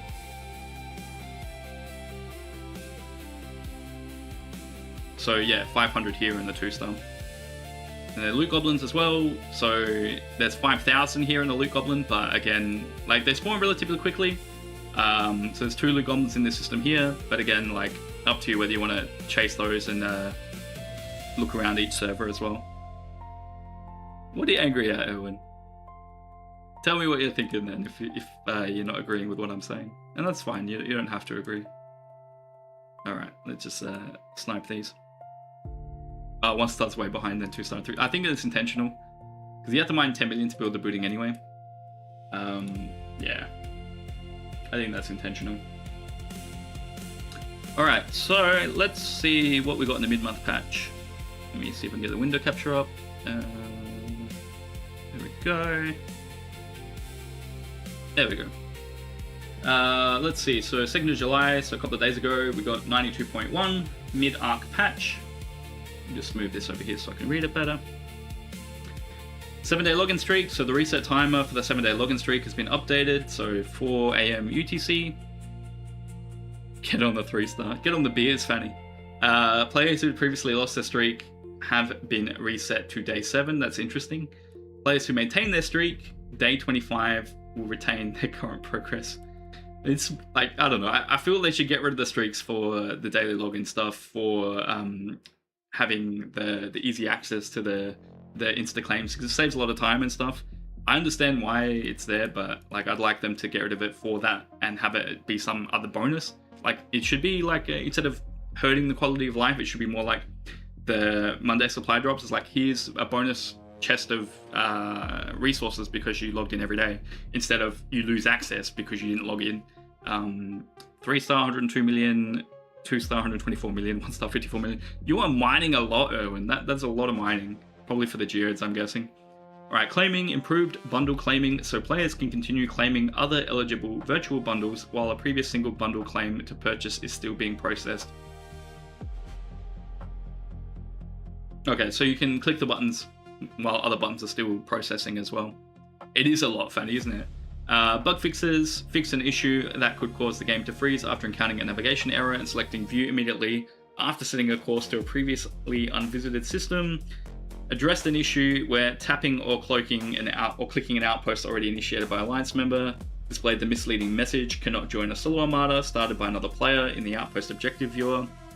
Fix an issue where the previous active ship ability icon remained visible after switching ships, preventing the newly assigned ship from using its ability. Resolved issues where untranslated text was displayed in the Alliance territory takeovers territory of the schedule. Resolved an issue that caused color tags and ship ability name 0 text to appear in exported CSV logs. Resolved an issue that prevented several tutorials, including field training, research, daily goals, ship level, ship components, and officer upgrades from appearing after players met the required conditions. So a few things there. Probably doesn't have the node hogging Alliance rules. You could be as well. I mean, what are our rules? Like 1 per system as well? Funky, is that what it is? Only 1 per level? Yeah. Am I even meeting that? I think I'm breaking my own Alliance rules right now. You're good doing this. Alright, I'm gonna move one of these Alliance. You can't see it, it's fine. Just, I'll turn this off for a second, it's fine. You saw nothing. I'm just gonna move one of my mining surveys to a different system. So let's see the difference between 3 and 4 stars. So 358k here for a 3-star. And is that the same in the 3-star territory as well? I haven't even thought about that yet.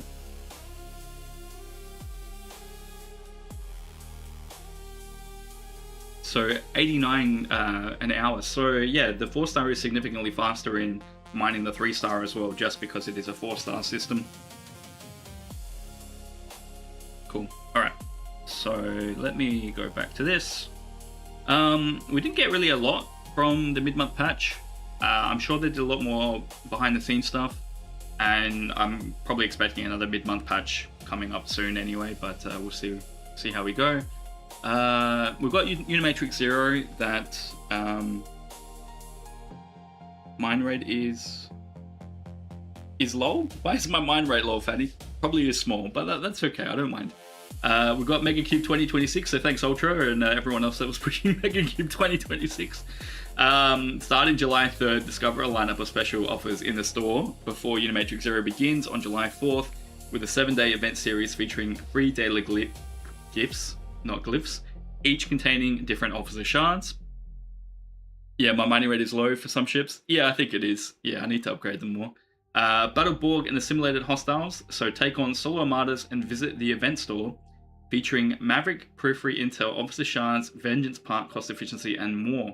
So, have we seen this event store yet? That's the thing I was trying to work out today as well. An earlier version of this post stated Vengeance Parts were offered in the event store. That was inaccurate and has been corrected with the intended rewards Vengeance Part Cost Efficiency Primes. Now, have, like I just asked, has anyone seen the event store for Unimatrix 0? Or is that something we can expect to come later? Or have I completely lost the plot and not understood what the communications were about? Because we do have the multiphasic stuff, which that's what it is, isn't it? It's all multiphasic stuff. Okay, so it's not really it's a multiphasic event store. I get it then. Okay, very cool. Thanks, GoPlay. So if you want to participate in the event store, then where are we? Unimatrix 0. Do the multiphasics. Spend your multiphasic credits for buying packs. You'll get this currency, which then you can use in the event store. So there is some interesting stuff in there. We'll have a quick look at the event store.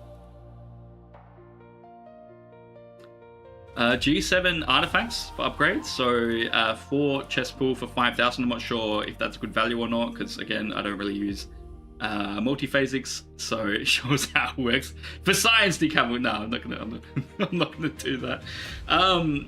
How are you guys going with upgrading these artifacts? Because now that we've got things like the independent archives, like when you get that top 72, you get a 200% bonus. You've got Cisco, which maxing out his last ability is 300% bonus.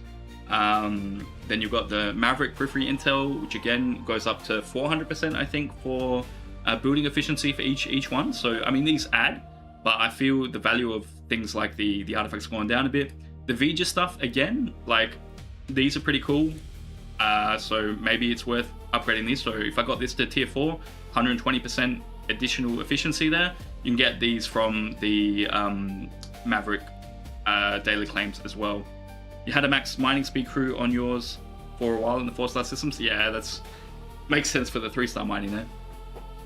So I think these are kind of good value as well, but it depends on, 1,000 for 10, so you'd need 100. So you need 100k to get one research, because it's 1,000 for the cost.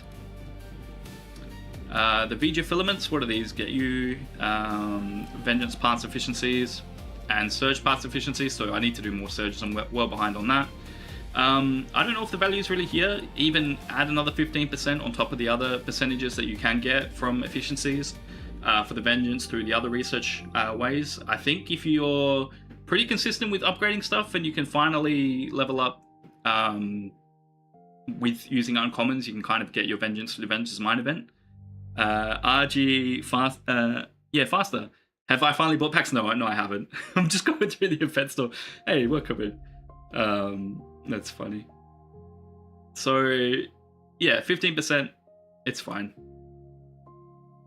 Probably not where I'd spend my currency. And even with the Surge research stuff, again, you're going to get locked behind. It's a 10% efficiency, but you're going to get locked behind building levels.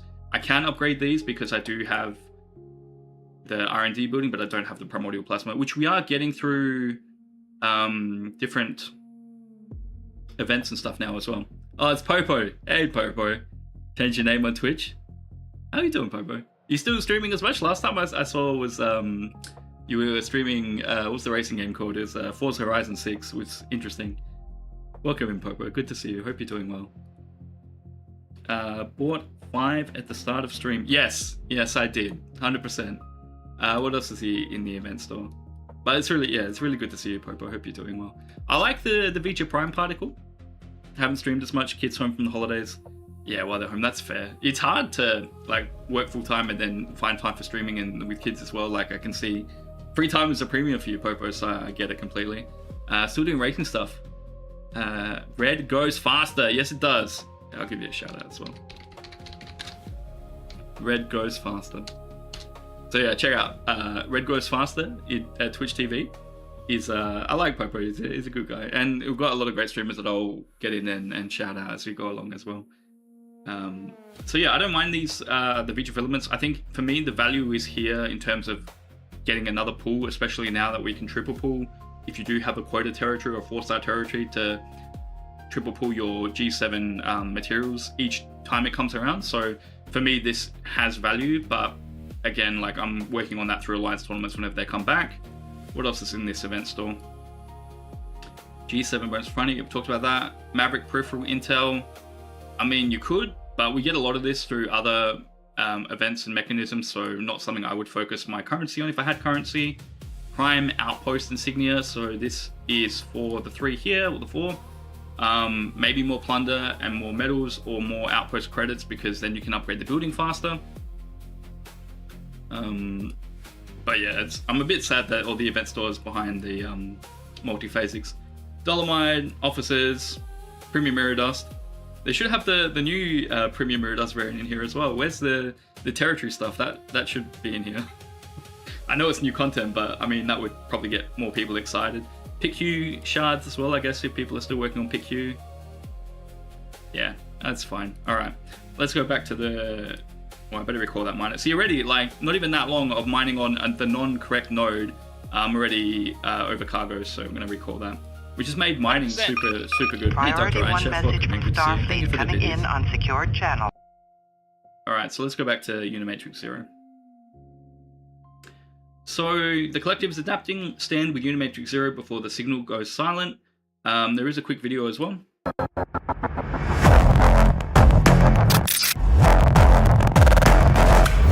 we had,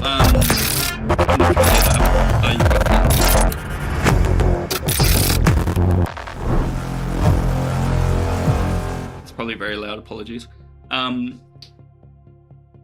I lost my train of thought. Unimatrix 0. Yeah, we had with the events before and a couple of arcs ago with the missions and stuff was about hijacking or stopping incursions coming through. And we had the video about Wei Yun popping through with the Academy crew as well, or our Academy crew on the reactor. So they've been doing a lot of videos around things coming through voids and like stuff into our universe, but I haven't seen a lot of that actually happen in game yet.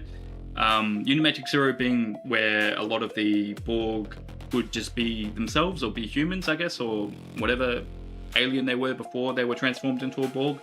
So I don't really know how that's going to relate to STFC in that way. And yeah, we could see the mobile gamey style of here are the cards for officers that it doesn't look like in game, but it's something different. So I think, yeah, we did get a Borg Q claim. 7 was today. 7 of 9, the drop was today. So I imagine the other drops, Janeway, Chakotay probably coming in at some point. Maybe Borg Q, I don't really know, but we'll see. Yeah, 7 of 9, Janeway, Chakotay, Borg Q, John Luke Picard, and the Doctor. So event schedule, multiphasic hunter, the only way to get access to the event store. Sovereign Alliance protocol, defeat hostiles. So where are we now? We're 6 or they're 5th. 0 signal hunt, defeating Borg probes, solo armadas, Borg polys, Borg spheres. So I've got some spheres to do before the end of the day as well. I think it's coming back twice. So there's July 5th and 6th here, and also the spheres further down. Where is the spheres again? So you probably can only do it really once. 8th and 9th, Borg spheres again. Borg sphere solos, 8 and 9. So 5 and 6 for the Borg spheres. And then it's going to happen pretty much again straight away. Oh no, 7th, 8th, 8th and 9th. There it is, yeah. 7th, 8th, 8th and 9th. And then Elorian hostiles, so some of that. I don't mind this, like it's going back to some older content, which isn't too bad. X-ALBs as well, defeating hostiles, so we've got that going at the moment too. Conquer Borg Solo Armadas and then 0 Hour Vanguard, so earn bonus points for using the cube or the sphere. And we looked at the event store content. Outside of the multiphasics, yeah, probably not really doing much except whatever the event is of the day, so. And let me check some of those rewards were. I don't think they were that super exciting, but we'll have another look.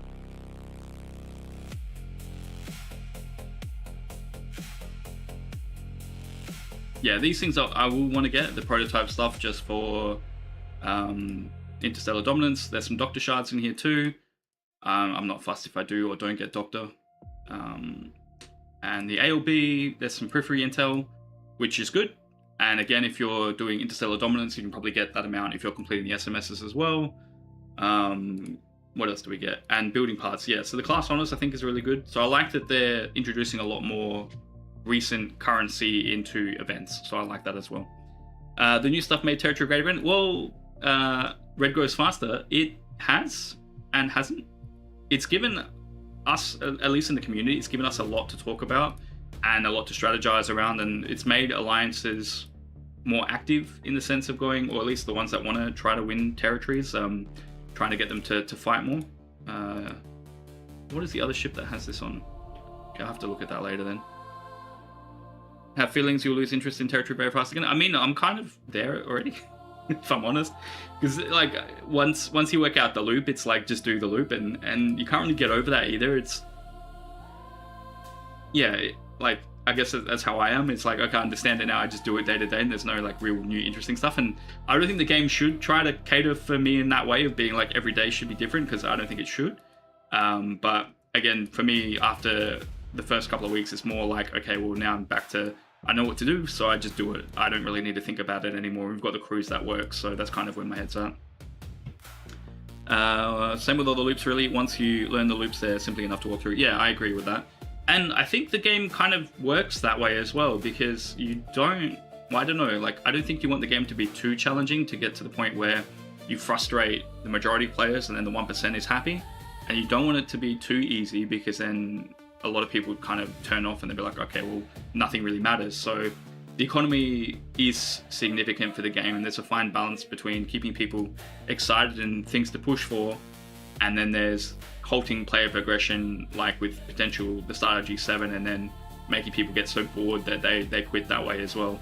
And the game cycles through players, so people come in, people leave, and people start from scratch, and then it really depends on where they want to invest in the future and what kind of player base they want going forward, because you can't please everybody, and you shouldn't try to, because if the game wants to please all its current players, then we'll end up having no players in the end.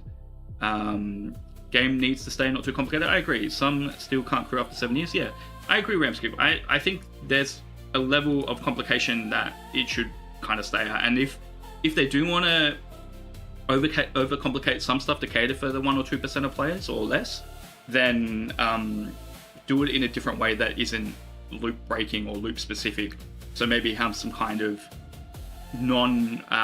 like just a different, like a, not like arenas, but a different, like something like arenas, but it's different, that you can just do at any time and you can challenge yourself against it.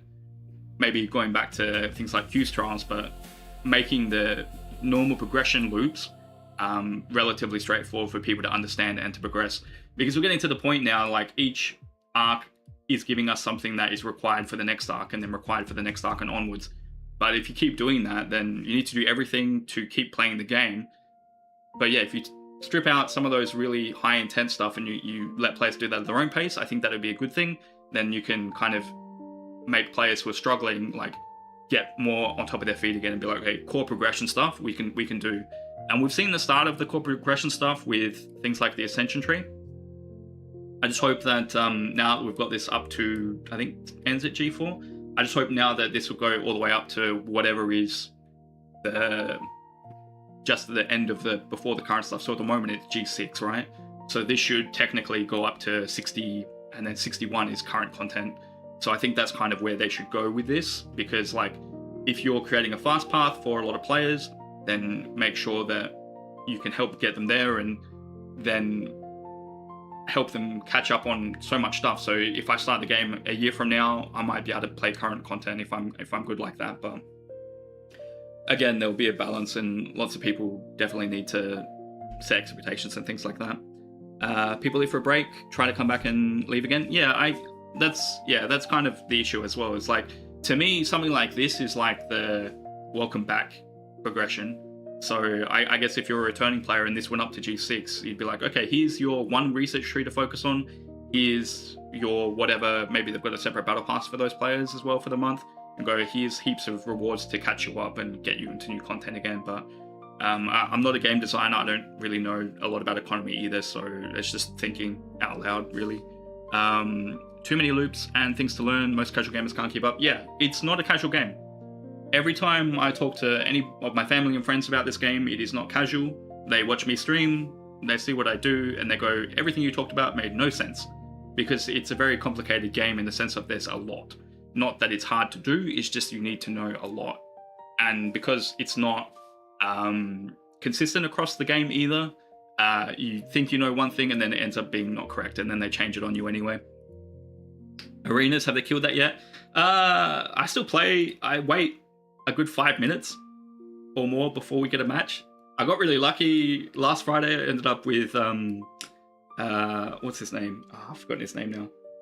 One of the top players in APAC. So he carried me hard, which is good. Aussie Enforcer, that's it. I had Aussie Enforcer 74 on my team, and he's just like, yeah, PvE arenas for me. You take a few months off once a year, it's not a bad thing to do. Yeah, I think that's fine. And I don't think people should get severely punished for doing that either. But in the current way the game is structured, you will, because you miss out on the content to help you with the content. You spend your days trying to teach and keep your players up to date. It's exhausting. Yeah, 100% Ram Scoop. It is quite exhausting. I think like what I think I try to do is I try to like not teach the loop itself, but I try to teach like how to understand something.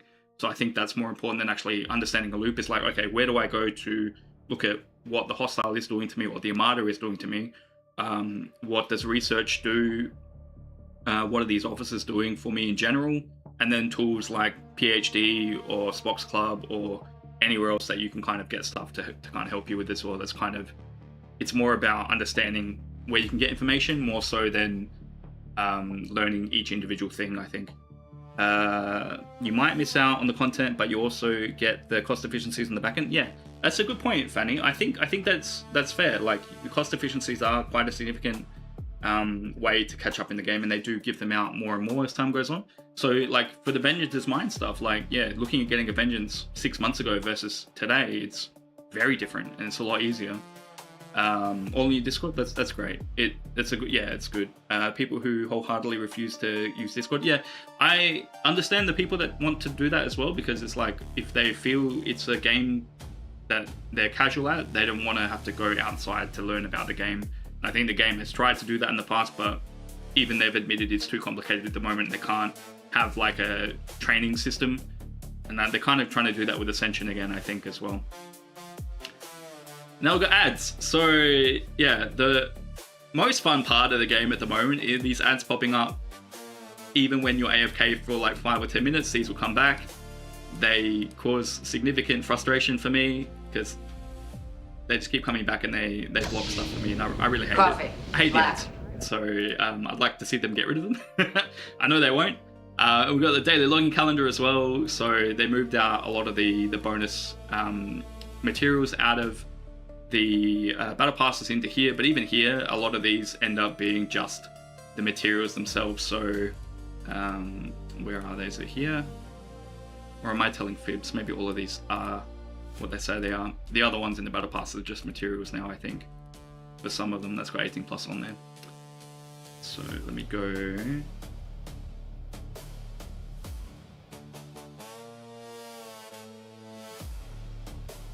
Yeah, that's it, Popo. So you missed out on the new ads that we get all the time now.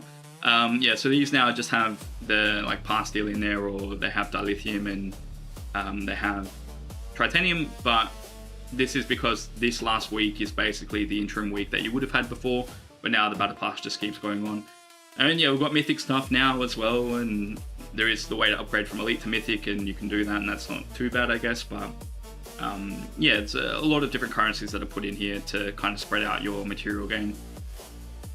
And as I say that as well, like I was saying, we do have a lot of material efficiency stuff, like 72 here. There's a 200% station efficiency, and each month we're getting more efficiencies for G7. So each new building as well. I think this one doesn't have the efficiencies for. It's got the efficiency of the research tree, which probably does help with and construction speed. But yeah, you try to make them bucks. Yeah, 100%. Thanks for moving the camera, Broken Wolf, as well. But yeah, Unimatrix 0, it's fine. I'm not, really overly excited or interested, or I'm just doing the events as they come in. Sneaks back in for the rehydration alert. How'd your run go, Maxim? I hope it went really well. Let's claim these.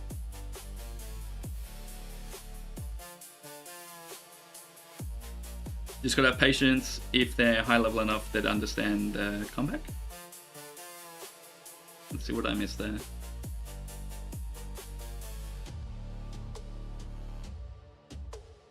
Three buildings and 2 ships behind, and don't have the loops to, something to give it a chance. Yeah, it's a really slow start. It was good. Need a bit of rehydration and cooldown before strength training. That's good. Running in strength, that's awesome.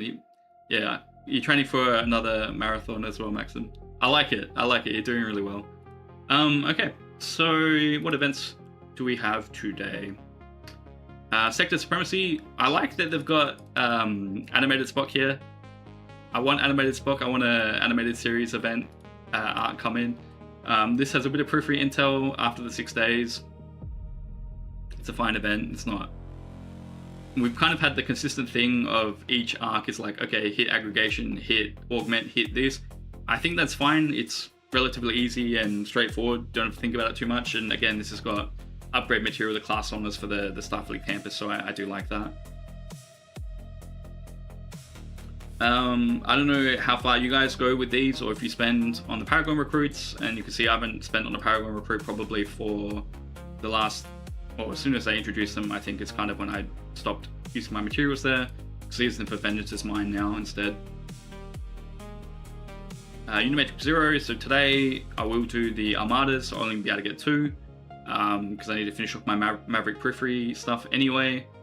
And yeah, the top tier here, you can get some 7 if you haven't maxed out 7.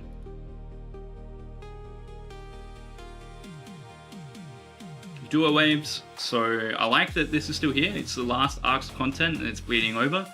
I don't know how you guys are going with Genesis or Caleb. I've got them to tier 1, so I do like that. I use Genesis a lot with my outpost now to get more medals and plunder, which is great. And it never hurts to get more Sigma Trit as well, so I'll probably end up doing 1 wave with Ultra today because that's all the starts I have. It really is drying up, even though like I'm able to max pull all the starts. It's still, what is it, 1 a week, I think, if you can double pull. And then the leaderboard here as well. And I imagine this would be going down as well. So let's see, top 10 is 800 points. So what does this go up to? This goes up to 14, not even 15. So if I want to compete in this, what will I need to do? So 14, Black Cat, 570 points, which would be, where's the 66s? So it'd be, well, wave 6.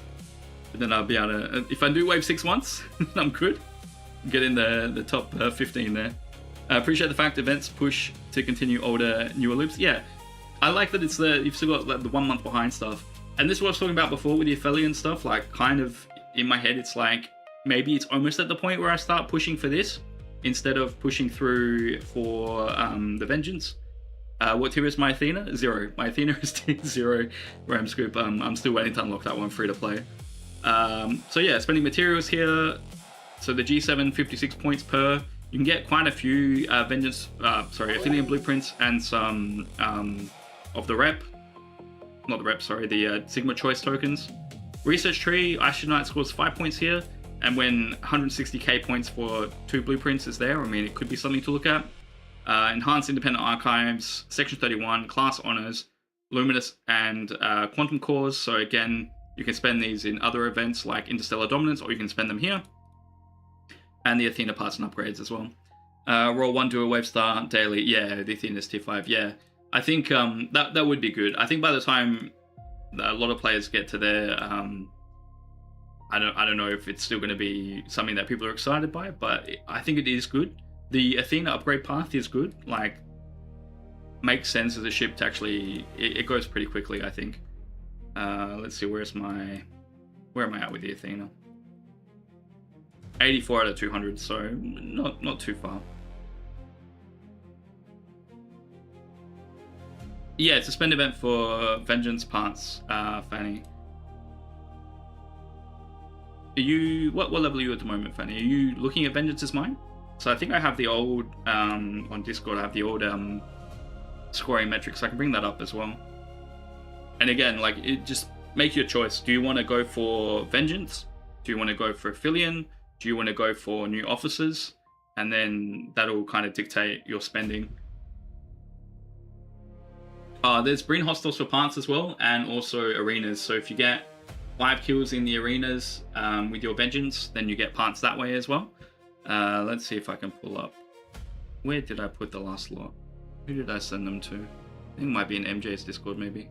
It'd be forever to find that in MJ's Discord. It went for 720 hours, I think it was at the end in that chat, and yeah, that voice chat I think was it was a lot. Let's see.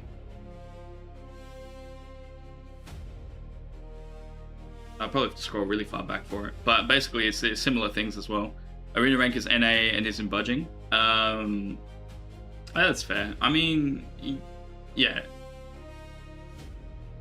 you don't have to upgrade. Like, I think even at tier 2 or tier 3 Vengeance is kind of good with outposts, so you kind of like, you just basically unlock it, and then your outpost stuff increases significantly because the ship is designed kind of for outposts as well. Then like tier 5, tier 6, like Valhalla King was saying earlier, basically there's nothing you're going to struggle with in G7 at all. And then after that you can kind of probably stop if you really want to, and then just save for the different event to get the upgrade stuff. Nah, that's too far back. I'm not going to be able to find it in MJ's Discord there.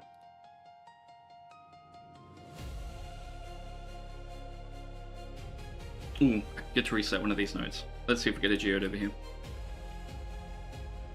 Yeah, outpost for me is double pulling Cisco upgrade stuff. So, oh yes, geode. Geode! 20k, okay, it's not too bad. So, yeah, let me go to outpost. Hey Mufasa, welcome in. Yeah, we're on Star Trek. Yeah, I haven't done, it's been, what, two weeks I think since I did Star Trek last, so I thought I might as well do Star Trek today. Ooh, I need to do solos outposts. I'll do one of them at the end of stream as well. Almost have the Ale Blaster tier 12, so I'm working on that. But yeah, the Sigma Commander credits, so once you do get Cisco, if you can afford it, you kind of want to double pull here. The Cisco skill points, they can come as they go, but tier 13 is where you want Cisco to be for the other efficiencies for G7.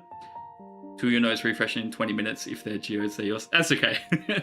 I'll probably forget by then as well, Queen Fanny, but I appreciate that. I might take them if they are, but...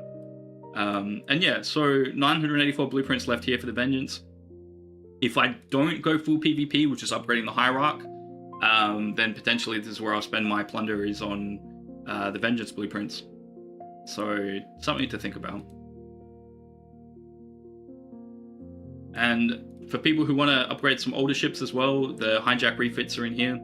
So things like your Crencher, if you want to get that, there's a way to get that. You need a G6 Epic to be tier 12 to then build the Vengeance. So you kind of want to use the refits here to make the upgrade cost cheaper and max it out as well for the ball cube. But again, the cube now is only holding back a few researchers, so it's not really a significant ship once you have a Vengeance anyway. But there are a few things that you would get, like more hull and shields, but there's a lot of ways to get more hull and shields at the moment as well, so it's not mandatory. Let's see. So yeah, Cisco, had him for a little while now, free to play him as well, and I've almost got him to tier 13, so I am 400 Sigma Commander credits away from getting him to tier 13. It's not that far left. I would recommend upgrading all down this tree as well if you are primarily a PvE player. Tactical Salvage for the plunder and the medals.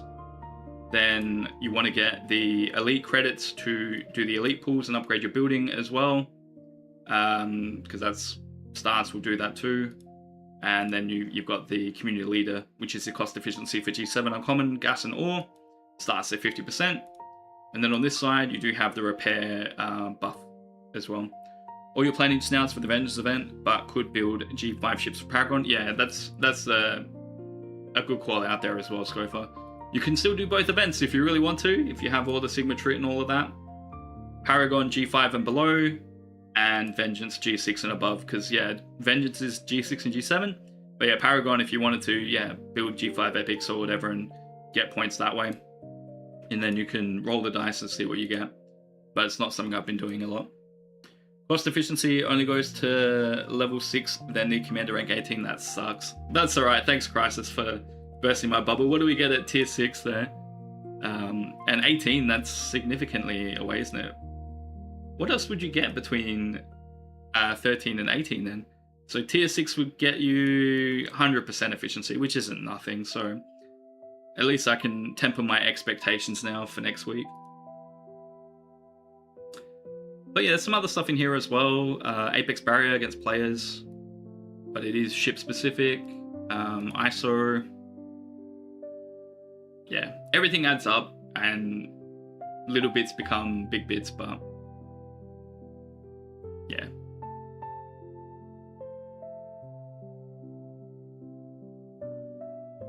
Yours only rank 14, but you don't double pull. I don't really know what else is valuable for the plunder unless you were PvPing, because then the Hierarch does cost a lot to upgrade. I don't really... Maybe the Fleet Commander seats at 1 million, but again, that's so far beyond where I think I'd get. I'm not even going to think about that existing. I'd like to be able to pull the G7 stuff, so like I said before, upgrading your outpost credits, because then you get a chance at some rares. And these rares also can unlock some research. So if you do get it early, then you start getting rare at 73, I think. So Erwin, I don't know if you can hear me, but what are your chances on rare at 73? Loving Cisco for the plunder boost, helping with the vengeance sourcing. Yeah, that's great, Scofa. And yeah, you've got the normal one in here as well, which is the non-elite, and there's a chance to get rares here, which I need to run a lot more outposts to do that. But it is good. The other thing with the vengeance stuff is challenge track. So as you progress the challenge track, you get more each time the challenge track comes around as you upgrade the building. And then the vengeance stuff is also in here, which I do pull every day. Is the vengeance parts in here for tier 8 to tier 10 is rare, tier 11 is epic, before that is uncommon, and then you've got the common stuff at the beginning. So, but outside of that, I haven't really looked. There's also parts of blueprint, sorry, if you get the observatory to level 50, I think it's probably the similar cost. So if you're trying to unlock it, maybe that's a source of blueprints. Claim this while I'm here.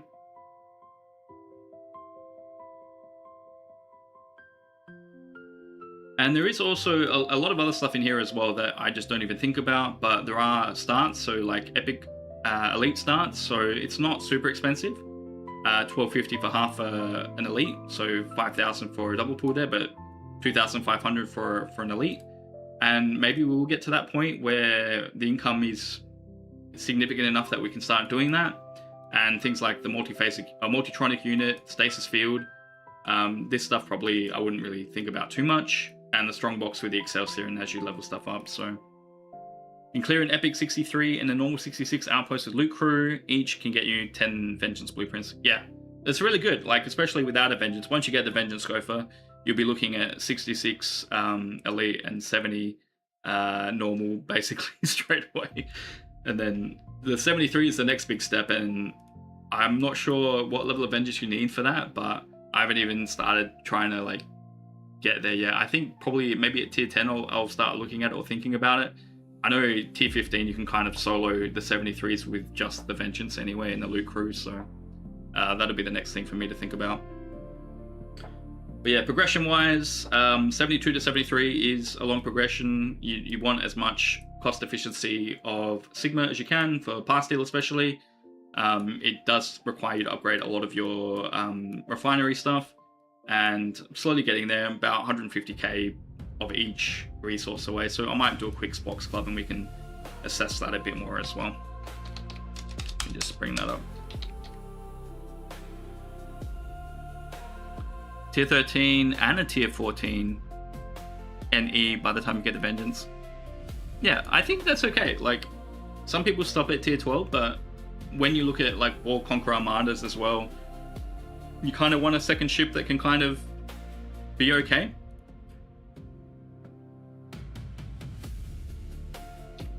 Alright, let me get some more shoutouts in there as well while I'm remembering. Should check out D Camel. He does a lot of Star Citizen, also plays some Star Trek Fleet Command, and is a G7. So congrats D Camel on making your way into the G7 land. And I haven't really seen you a lot in the Vale, probably because I'm not in there as much anymore, but definitely D Camel is worth checking out. I was playing Armor as well the other week, and that's quite an intense game. Alright, I hate now, like with Spox Club, you can't use your password by itself anymore. You've got to get the login code for the 2-factor authentication. So it's quite annoying. So bear with me while I do grab the code.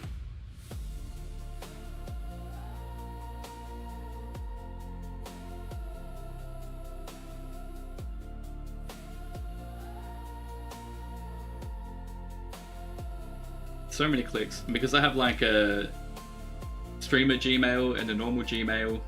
It's kind of like I gotta log into the right one to get my code. Alright, let's click that button. That should get me in. There we go, it's good enough.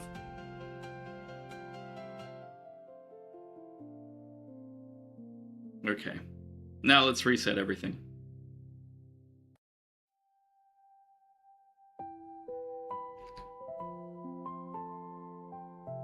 I like seeing all the different changes, even though it's not on the screen at the moment. But yeah, researchers, unknown research. Some Cisco's Ale Glass, more unknown researchers. So we'll save that, reset, and then I'll bring up Spox Club. And we can see. But yeah, I think, yeah, like Owen was saying, is going for R&D 73. For me, yeah, just Ops 73. Realistically, Shipyard 73 is what I should be focusing on, but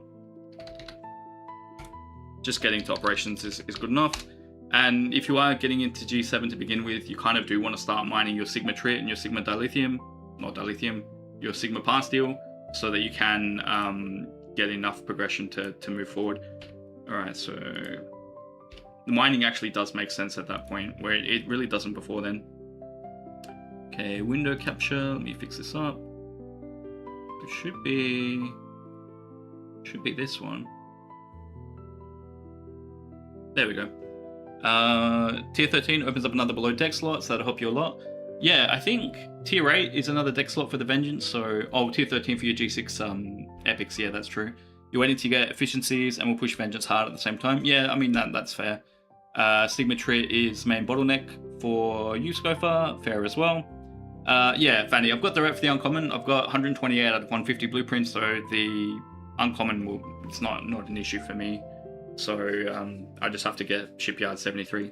So operations, I did the wrong one. Let me go to requirements.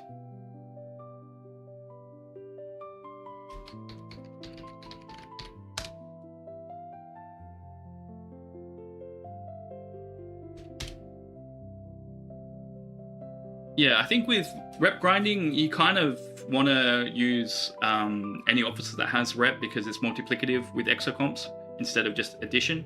So yeah, if you get like a FKR bonus of 200%, then it's all your stuff times 200% instead of all your stuff plus the extra 200%.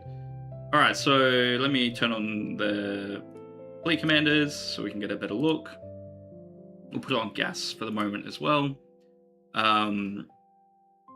So yeah, still 700 million Sigma Par away from doing that. There is the exocomp that you can turn on, so we can turn that one on as well. And we don't have these territories anymore that had the efficiencies built into the systems. I haven't really looked through territory.lol too much to see if there are any research and building efficiencies like that for the new territory stuff. So if you guys know, let me know. So I put on the 100% exocomp, and yeah, we're only still 675 million away from having enough to progress to 73. Bit of Sigma Trit needed still.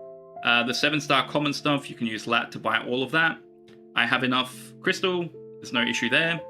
And I'm about 110, 100k away in ore and gas from having the building stuff there as well.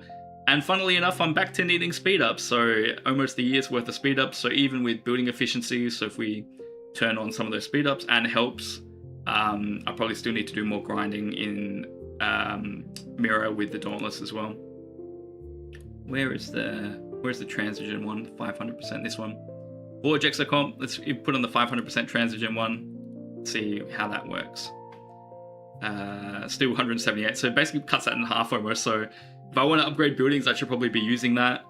You run yours as well, Crisis, nice. I think you might still be ahead of me, I'm not sure. But yeah, the steep cliff is probably no longer a steep cliff anymore. The game's added enough, I think, for players to start progressing to 73 at a faster pace than they used to. And even 74. So yeah, like Lost In being at 74. We can check out the STFC .pro as well. You can see where some other content creators are at. But yeah, a lot of people kind of in my situation, like we were saying before with Popo, is like once you understand the loop, you just do the loop. And then there's not really a lot of thought that goes behind your day-to-day gameplay. Let's see, I think STFC.pro's changed a little bit since I looked at it last. Samuel went to 76. Oh, Samuel slipped. Wow, that's awesome. So we can see that. So top 10 players by power. So who's in here? 44 billion, 136 billion. That's Beam. Beam is number one again. So Beam, I think Beam lost their account and then started from scratch and is already the highest power player again. These names are all different to what I'm used to. That's fine. Players by tier. I like that Chrono is really updating the website a lot. So let's check APAC. So G7 2.7% overall. 2.4% in APAC, EU 3.3%, and US 2.3%. So APAC is by percentage has more G7 players than the US does. But yeah, we're a very, very small group of people. It's not really a lot that changes. Yeah, 76 is the rare. That's awesome. Yeah, Snakehead for Romulan. I don't really know if I'm excited about the Snakehead. He's got content creator stuff down there, which is really cool as well. All right, let's check out the player's power then. I don't know, Scruffy, you can tell me what an APAC is. 77, so Beam is 77. So we've almost got somebody who's close to getting to the Ops 80. That's insane. Let's see. So Samuel Slip would be in here somewhere as well. There's Griffin at 75. Let me see if I can bring up Samuel. I think that's how you spell it. There he is, 76. So number 45 in GTFO. And I think 188 probably has some of the strongest players in the game in APAC at the moment as well. And you can look at the content creators, so CC with the double colons there. Let's see. So 75 for Griffin, 74 for Jonathan Ingram. Then you got Lost In Moose, who is going to start streaming STFC again at some point at 74. Moopsy 73, Lightbull, Reaction, or Jimmy the Hand. There's a lot of great people. Nigel's there as well. Jules Verne, Jason V-Neck. Dread to think how much money's been spent. Yeah, I think if you've got free cash, then why not? Like, spend on what you find enjoyable. Contail has overtaken me in power, and Quasel, and JP, and DJs again, so I'm slacking. There's me. 7.6 billion power there. I think for me now it's pretty much guns that I'm upgrading, so I'm going to hopefully shoot back up again, and we'll see if I can catch Lube this time. But yeah, we've got a lot of content creators in the G7 space as well. So there's Chef 71, Tips also 71. So yeah, I think Mufasa, I think you're probably the most prominent G4 content creator at the moment. There's not really a lot of others that are as consistent as you are. And then CDB G6, Mini's there as well, G6, Green Tea, and Ice Wolf and Viper, Candy. But yeah, primarily I think like if you are in the content creation space, then it's kind of like there's Ruby at just went to G7 as well. MJ is ready to go to G7. I think you kind of like, because you're in this zone and in the zeitgeist with all of us here, you learn from everybody else and it really speeds up your gameplay. So if you want to really get the quickest that you can at STFC, then become a content creator, and then I'm sure your account will just blitz up, because like, yeah, everybody that is one is kind of like in G7 at the moment. There is a lot of people, which is why like I'm comfortable not doing STFC as often as I used to, because you hear a lot of the same stuff from a lot of great content creators, so you don't need to hear it all again from me. So, but it's a great tool that Chrono has made. Let's see, so if I go to territory.law as well, I can bring that up. I can have a look at some other territory systems as well. So it is a bit of a trick to actually downloading a different server. It used to just be below Rev, and now you're over Mini. That's it, Green Tea, you know it. That's it. I saw your face for the first time the other day as well in the chat, so it's nice to see what you look like in person. But welcome in, Green Tea. Give you a shout out as well. If any mods are on as well, feel free to shout out. Well, I should do Mufasa first and then we'll get Green Tea after. But Mufasa streams generally not too long after I finish as well. So if Mufasa's doing STFC today and he's on, we'll probably end up raiding to Mufasa today. So if you want to download, you can find a server. So let's check out 188. Chief, I thought you were going to fix the replicators. Server. So 188. So you need to go pick the server and you need to import when it loads, and that's how you can check out other people's server history as well. Initializing map, okay, give it a minute. So import, fetch available data, and we'll get that downloaded, and then I think you need to, I need to choose server, okay. I'll do it this way then. 188, and load and apply to map. So you can see I'm in the bottom here with my alliance at the moment with Quota. We're over through here. We'll see how 188 is going, because I know Crisis, you and Decam have been fighting hard for your territory stuff. Maybe this is what your map looks like and it already loaded the other way. It's a long loading time. Haven't been contested, just a legit war. Okay, let's see. So GTFO, yeah, so you guys are in Quota there. You pretty much got the same layout as us, except you've got one more territory, I think, than we do, because we only have 4. So yeah, we dropped Framtid for Ally Alliance there. But I imagine, because you guys are the biggest on your server, that, yeah, I reckon probably a lot of them would be the same. Let me check 201.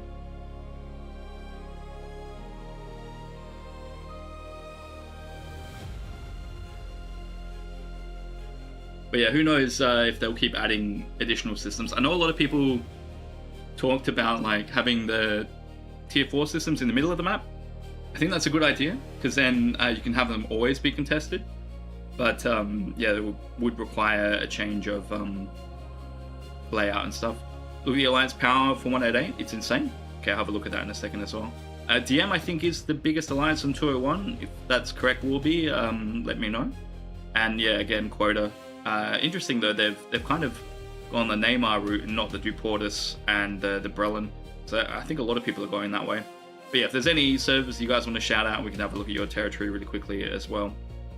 And the cool thing about what Gherkin's done with STFC.lol is you can see the available services at a glance too.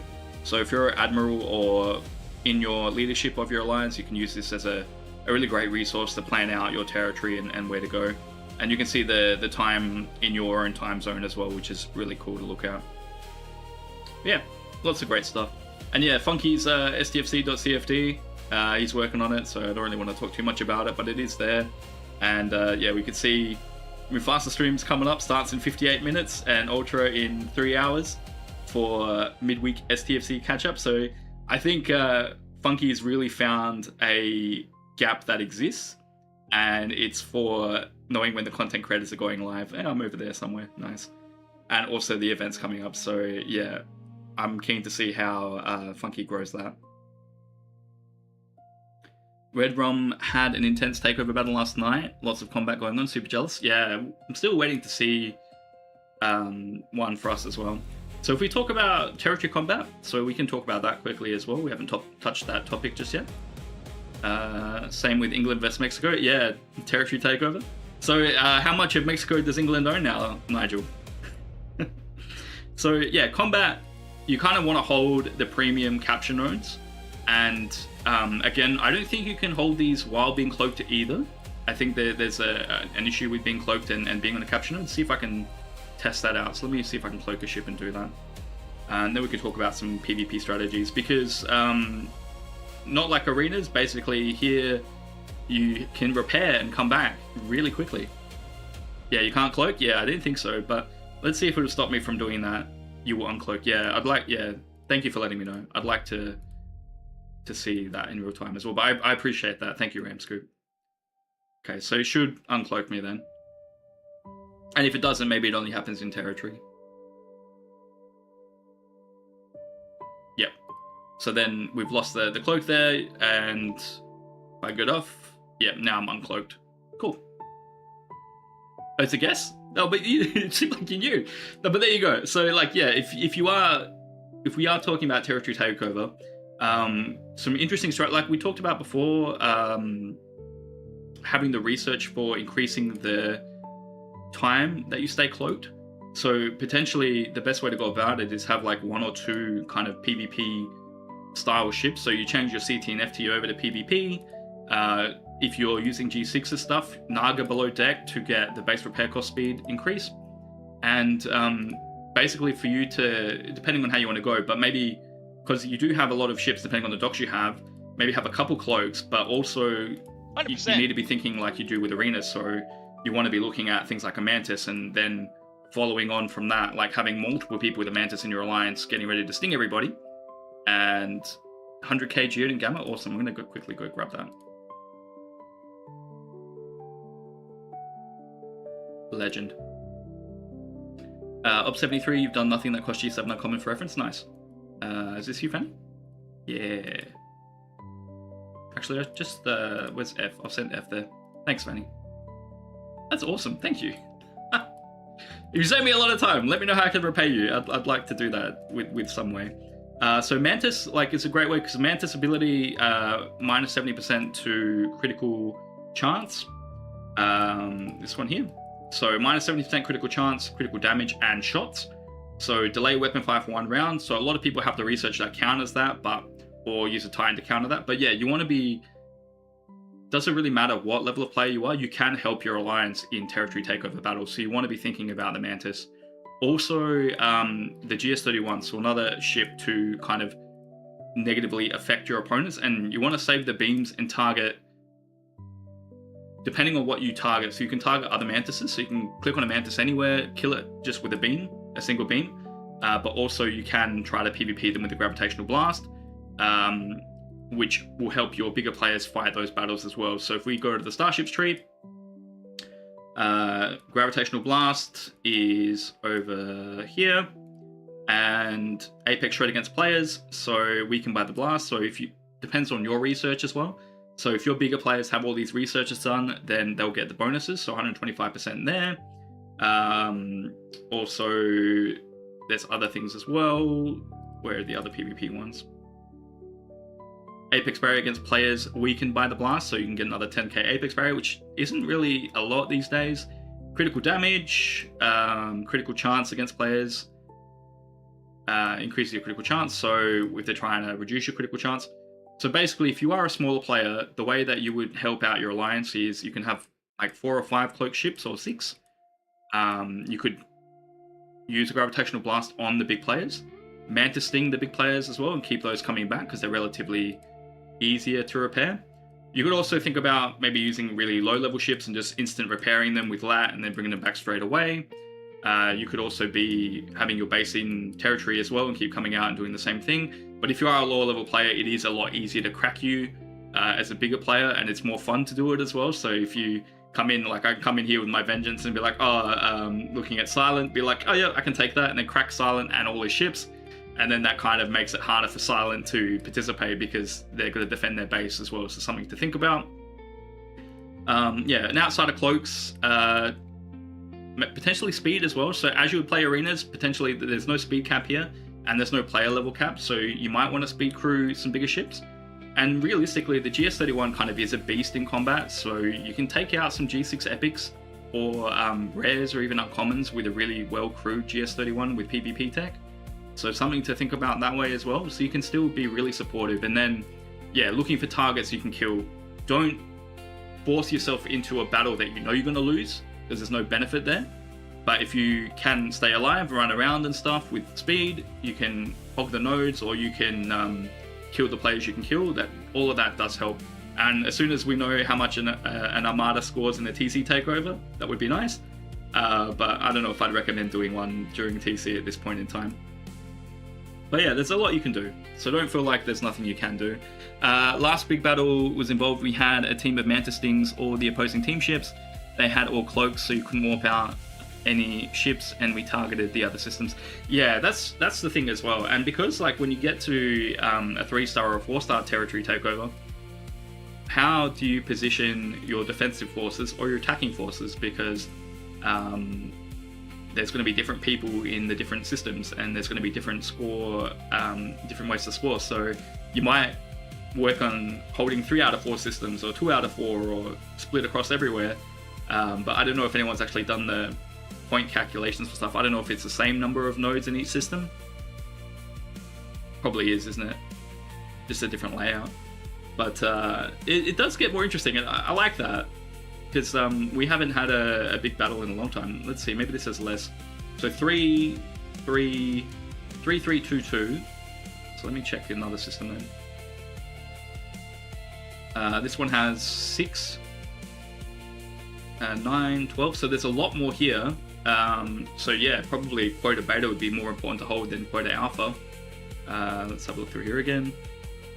Put biggest player stations in TC. I mean, if you can handle the PvP, then I don't see a reason not to do that, because then you're instantly already in TC and you can respawn straight away. Get all your repair stuff done. Yeah, even this has more than Alpha does. So yeah, have a look at like the places you actually want to contest more and have your defenses there. But I think splitting it up equally in certain instances is quite good as well. And the timing difference is only an hour for the 4 stars, so keep that in mind. 49 minutes for our next takeover there. Alpha has the least, other 3 are the same. Nice. Thanks, Ramscoop. So yeah, something to think about. The other trick is as well, I know there was overcrowding back in the old TC days. You can cancel warp and just warp in after, so If I need to get to this system and it's full, I'll just send my ship. And if I can, because warping is so quick now, let's see. Oh no, it's too quick. I can't do it. so I guess that's out. But it used to be able to cancel warp by going over to the next system. So now that our warp speed is so quick, then that's kind of impossible. But it was a strategy back in the day. Thanks, Fanny, off the bed. Appreciate you hanging out. Thank you. I want a TC for our neighboring alliance that was AFKing constant GS31 beams, taking out the invaders. That'd be fun. Yeah, and that's it. Like, have your alliances, form the coalitions that you used to form. I know there's a lot of people who were very against that strategy as well, because it meant that if you had like 3 or 4 alliances working together, then they could take territory from the second or third biggest alliance on the server, because you'd all be working together. But again, you can do a lot. So whatever level you are in your alliance, you can actually help out significantly for territory. So definitely keep that in mind. All right, let me go find... Oh, I did join the Discord. Why did I do that? Let me leave the Discord. Let me find Crysis's how far he's going with 73 as well. Because we've been comparing the two of us for months now. And sorry. Let me put them next to each other. Spock's Club. Split. 1 second. Just split the tab. Split view. Image. There we go. Okay, so Part Steel, Crisis is a bit closer than I am, and also has done all the 7-star uncommon stuff below, which let me zoom out a bit. No, that's not going to make it any better. Let me move my screen again. Where did I put it? Got too many things. There it is, move camera. Reactor scores the same as Vengeance, exactly. So yeah, Crisis is all the uncommon G7 crystal, 51 days more speed ups than I have. And G7 wise though, like gas and ore, we're kind of about the same now. So we're kind of almost about where each of us are up to in terms of getting to 73. And yeah, if there's any screenshots or anything you guys want to send me, feel free to send it through the Discord, because a lot of the time when I do STFC, I'm more than happy to bring up the stuff you guys want to talk about. Just drop it in the Discord there and let me know it's there, and then I can bring it up and we can talk about specific stuff that you want to talk about. Cool. So yeah, territory defenses, coalitions, GS31 beams, Manta stings. You can max fort. Hey Barkman, welcome in. Max forts affect the top 12 ships, I think, as well, so they are significant. And if you spread them out, you can get a lot of forts done, and that does help in terms of PvP battles. I want to talk about chair romance simulation. Well, I mean, Ultra's doing another 24-hour stream, or the first one, sorry, so maybe he will play that chair game. Let's see, where's the ability on the ship here? So it applies to all of your ships and up to 13 of the Alliance ships. So yeah, you can max fort a lot of players, but if you're in your alliance, you probably want to spread it out. So talk to your other guys in the team and be like, okay, I'll max fort now, wait till some people are dead, and then max fort again, because it'll only be the top, your ships and the top 13 if you've got it all done as well. Once in 2 months, yeah, that's it. Once every 2 months. I mean, if we'll probably be doing STFC Monday coming up again, because we'll be doing it at the same time. Ultra will be doing his 24-hour stream. We'll be doing something together, so we can talk some more STFC then as well. Cool. So Frankie Store, let's go into talk about that. I feel like it hasn't really been updated in a long time. There is the Frankie Battle Pass, which I should look at first. And it's the same way that it's been for a long time. If you get the bottom track, you get a lot more of the resources. And in the event store, I think basically they've added new officers, which is interesting. So if you do want the Academy Doctor, this is kind of the most consistent way to source the Doctor. Again, the Ferengi store is probably really expensive for officer shards, so maybe not the best spot to spend your points on officer shards. Sigma Trit and nothing else. Yeah, so where I am as well, Scrofa, I'm with you in G7, is basically I look at what do I need more, And then all my points either go here for pass seal, or they go to Sigma Trip. But maybe now it's like I want to upgrade my guns, sort of go into dilithium and gas just to get. It's not even that much. It like a 10 chest pool's 420 G7 uncommon gas there, but it's better than everything else that's in here for me. But again, officers are there. So yeah, Doctor, FMC Data, Mara's in here as well. If you're close to Mara, maybe this is a way to max it out or unlock Mara. But yeah, the other new officers aren't in here apart from the Doctor, so they had the rares in here. I think that would be really cool, like getting Genesis or getting Caleb. I think rares should come back into this store. They've had them in there before. There is the premium opportunity chest, which you do need to buy, and then you need to get to that part, I think, as well. It's been a while since I've looked at this in the actual battle pass to get the elite stuff, and then the chances are really low on getting officer shards, so it's never been something I've looked at. And there's Chancellor Arcade there. So yeah, there is that. If you aren't in G7, you can still get some blueprints. So there's Reliant blueprints, GS31, Relativity, Vindicator. There's a lot of blueprint parts. Parts, not blueprints, but blueprints. You can get Ball Cube in here if you haven't already maxed out a Ball Cube through other alternative means. And that's probably the most interesting thing there. There is always the Separatist D3 class blueprint, which was the first skin ship. So this is a unique ship that you can get if you're a collector. I think they've made it a lot cheaper than it used to be. Only 95k now to get, what's that, 5x5, 25, so that'd be still pretty expensive though. Now if they add Vengeance stuff in there, you'd be tempted by the Elite track. Yeah, I can see that. It just depends on, like you said, how much is in there as well. But yeah, I think a lot of us are just using this as a material addition. War Room stuff is in there. A lot of stuff in here is really easily sourceable elsewhere. Cloak racketeering, I mean, like, if you want cost efficiencies for your cloak, but that's not really going to help too much. Independent archive stuff, I mean, this is kind of interesting a little bit, because there is a conversion that you can get, but I think the conversion rate is so low that it's not really going to help you. If you put all your credits into the old independent archives and then do the conversion, it's not going to speed it up too much. But I mean, you can do that if you really want to. Dollar mines you can get from Outposts as well and various other sources. Cosmic particles, now that Alliance tournaments aren't running as much anymore, maybe you want to supplement that way. Rods, you can get a lot of rods by upgrading Forbidden Tech to certain levels. Some of them give out like 60k rods from an upgrade. So something to look at. Protomatter, Prime Mirror is also in Outpost stuff, and the orbits as well. So really, the store for, and I guess the store isn't for us anymore, but for G7 it's kind of just a material addition. I think that's all it is now. Rep bonuses, I do like the rep events, so I've been hoarding these for a while now. 75k, it's not too much, but don't forget that they exist because you can help push over to Prestige 1 or Prestige 2. And then, yeah, Cosmic Cleanup and stuff. And the emergency food rations, which no longer give out Latinum. So yeah, Latinum is very much a premium currency for free-to-play now. And something to really think about when you spend it. 2 months now without tournaments. Your 3-month prediction may be underestimated. I think we're 2 months away. So I think next month, I don't think we'll get tournaments. I think the month after we'll get tournaments. Again, it's just a guess. I don't have any inside information.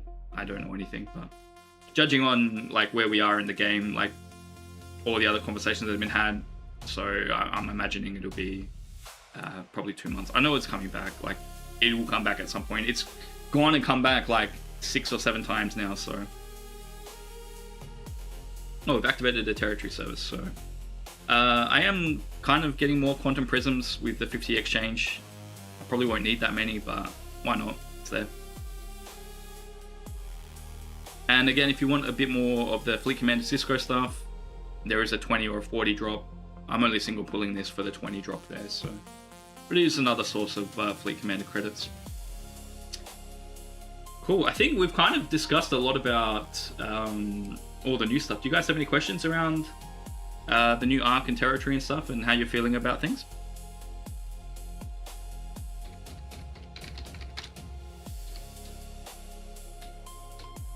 There's a shout out for Green Tea as well, also another great STFC streamer. Okay, let me check my faction store quickly. But yeah, the game is kind of getting to the point where G7 isn't scary. So if you have been worried about going to G7 in the past, I think now is fine. You're going to be slower for sure, but like there really isn't anything that's going to stop you dead in your tracks now. It's more about it's quicker than it used to be, and it's more efficiencies every month now, and you have to do the changeover eventually. And now that some of the leaderboards aren't as worth it, it might be a good time for you to switch over. But yeah, like I still love the faction exchange stuff. It really is revitalized my enjoyment of the game, just by being able to do a couple of simple clicks instead of doing 50 in the one spot. So when Alliance tournaments were here, everyone was complaining. Now they're gone for a bit, exactly the same as complaining again. Yeah, we're allowed to complain about different things, Owen, but I do understand your point. I think a lot of people that do complain about stuff is because they care about the game and they want things to make more sense. And I know a lot of the time the game can't make sense because of you got competing things with how to make money and then what makes good gameplay and then balancing the economy. And I think a lot of different people complain about different things and want different things. So you can't, in my opinion, have like a player advisory council, because they will, like, everyone's biased to some extent. They will fight for what they think is good.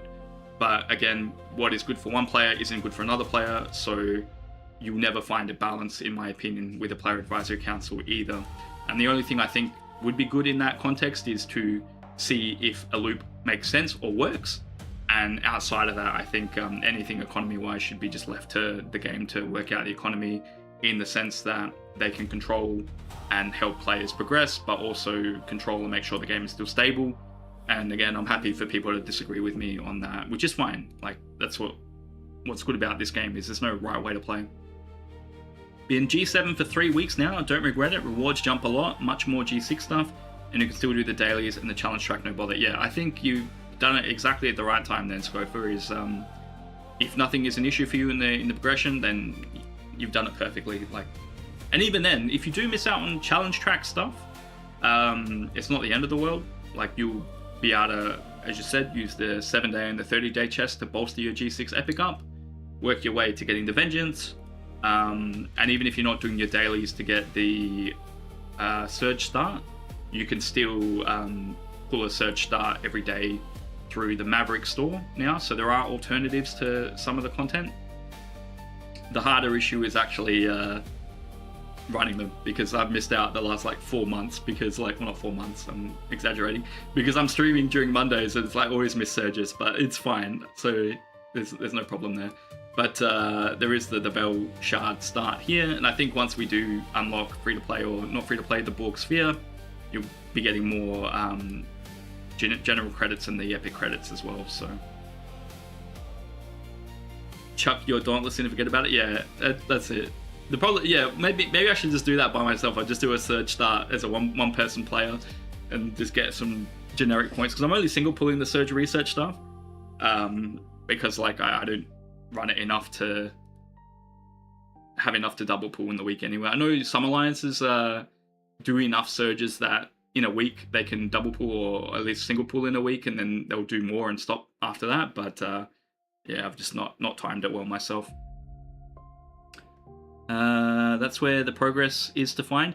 I mean, there's some interesting stuff in the Veil. Like, there's some missions that kind of can help, but I think the Veil missions, or G7 missions in general, have been very neutered compared to G6. So yeah, 1,300 credits, only 17 billion rep.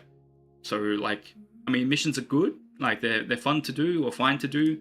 730k pass deal, but at this point, like, they really are just a little bit of icing on top of a cake. They're not really gonna provide you a lot. If you haven't done your mission for the Ark though, there is a lot of research credits for territory in the current mission from the holodeck. I think it's another 2,000 in there, or 1,000 or something like that. So if you haven't done it, find your mission and do the mission in the holodeck. Yeah, dailies as well, you're right. So yeah, like, dailies wise, you do get quite a lot of rep. not here. So yeah, it's your choice if you want a single faction, double faction, or triple faction. The mission wasn't broken for me, Scofa. Is there a thing on the Discord about it? I haven't checked, but I was able to complete the mission. Maybe it's been broken since I claimed it the other day. But yeah, 46 billion rep for the faction of your choice. So yeah, outside of normal G7 missions, like your dailies give you a lot more rep. But again, as we spoke about earlier, you kind of get to Prestige 2, and then it's like, well, do you really want to progress to Prestige 3 that quickly? I mean, if you do, great. There's no issue there. You want to get to at least Prestige 2 in a timely manner to start getting your G7 uncommon blueprints, and your messages do increase as well, so you get a bit more Sigma faction stuff. But as soon as they added Latinum spending for faction credits, kind of anybody who does buy packs probably doesn't really need to worry too much about Sigma credits because they can just use Latinum to get them. But yeah, got this to Prestige 1, so second alliance, basically just using it as an affiliate booster for events. Outside of that, everything else is fine. First mission, Fish Pike, was hilarious reading. Yeah, I didn't read it. I didn't read the mission. I've heard they're good. I've heard the writing's very good, but oh, it reset. Awesome. I'm gonna get another 100k. Thank you so much, Fanny. Yeah, I didn't read them, but that's on me. There we go. Like another 2 million of the ore there. Like the mining is so quick in Quota in the 4-star space. So definitely, it's worth fighting for if you haven't fought for it. Double the size of your 3-star nodes in the geodes, and then the 7-star mining, and even the 6-star mining. The speed's probably quick here as well.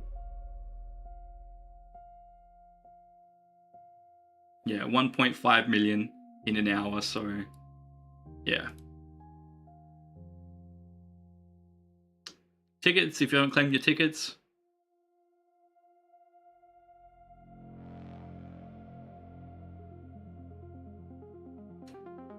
But yeah, I think, yeah, that's kind of like, for me, basically, this is my STFC now, and then basically we've done everything that we need to do. I will run some Borg Martyrs though, so we do have territory coming up, so as soon as the territory is over, we'll probably do some surges and then do some Borg Martyrs. So, wait, how long is that going to take again? 20 minutes to fill cargo. Okay, not bad. And this starts in 31 minutes, so yeah, do the Geode, do that. Probably do the Armadas in between now then. But yeah, I'm glad you enjoyed the missions there. Like, I think Cat Spock came from a book about Star Trek cats, or officers as cats. So that was a real thing. I'm not sure about female Spock, if female Spock came from somewhere either. But yeah, we could always use more Spocks in the game, I guess.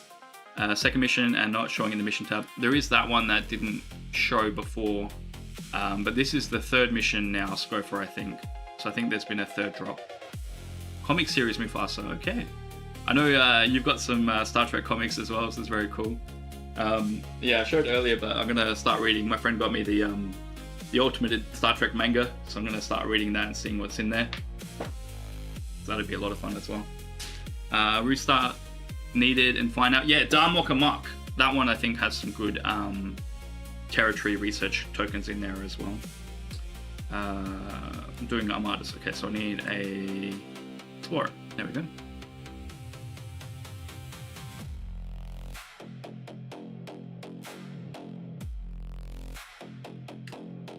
So yeah, if there's any questions that you guys have about any loot, doesn't matter what generation it is, can even be G3 questions. I'll do my best to answer those if you have them.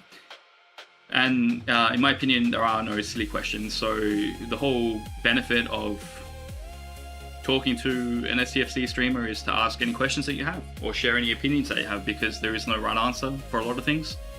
Even though people think there is a right answer, a lot of the time there's not. It just doesn't matter. Like, your opinion is valid, so it's all good. And I'm sure we can disagree and fight about a lot of stuff. All right, so there's all that stuff.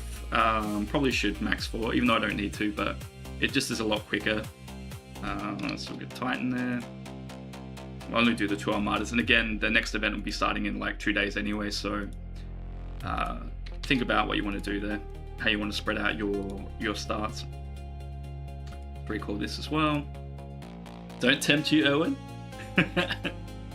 Yeah, I know Mufasa. I know. Titled ID. Oh, is it the comic book title? Let me see if I can find that. I like Ultra's pronunciation of this arc. IDIC. I'm sure other people have come to that same conclusion. Ah, thank you. That's it. Get your hot chocolate. I should probably drink more of my coffee as well. Let's see. IDIC comic. I'm not going to bring that up on screen just in case something else comes up. And Star Trek is in kind of a weird spot as well, I think. Because we don't really have any new series on the horizon. I mean, there's the talk about the series with Archer coming back. And there's the potential movies. But I don't know where we're going to go with Star Trek. Oh, it is too. Spock female memory beta non-canon Star Trek wiki. Let me bring this up. You know all the stuff, Mufasa. I love it. You call this arc, you don't give a fuck, Barkman? There you go. There's my one swear word. Are you playing the arc at all, Barkman? Or is it just not something that has interested you at all? And it's fine, I think. Like, I mean, it's not ideal because you kind of want to try to do as much as you can, but yeah. So female Spock, Parallel Lives Part 1. So let me bring that up real quick. There she is. So it is a real thing. Gender swap Parallel Lives artwork is done by someone named Kat Staggs. Interesting. Well, at least they're drawing from real Star Trek sources there, so that's pretty good.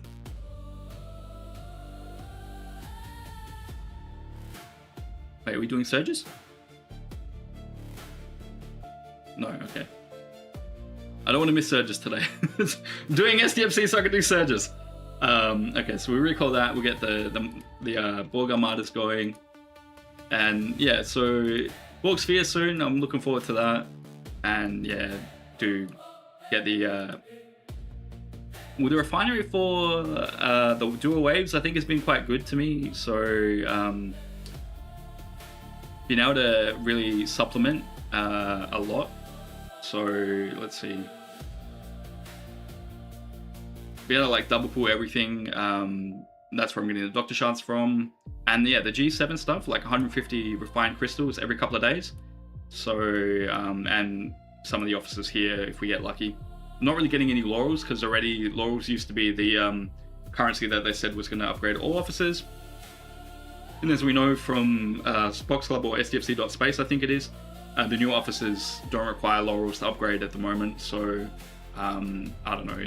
We'll see if they go back to it or not, but I haven't been spending my currency here at all. And yeah, 3 days on the cooldowns on the materials, so, and now that the building is 35 to 39, I am getting some past steel and titanium here because I do have a bit of an excess of credits at the moment. And yeah, still working on unlocking the Athena there. Crew-wise, I'm using SNW for Academy drones. I've seen quite a few different crews, like with T'Pring and things like that. Where is my Academy? Yeah, so Pike, Sam Kirk, Una, Beer and stuff below deck, more like what Carol and Savick and stuff. I can replace Una with Rachel Garrett, and then in a run I can get 8k loot of the 71s. But whichever crew works best for you is the right crew for you. So if T'Pring works better, use T'Pring. That's the artist. I'll have a look. Yeah, I don't know if oh, that's some cool artwork there, Funky. Thanks for sharing that. I don't know if they will go back to laurels, but yeah, it is interesting.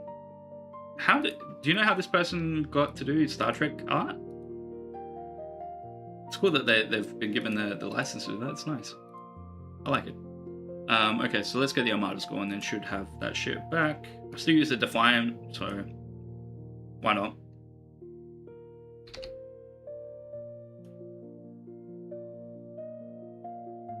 Alright, let's see, where are they? And the map's so big now.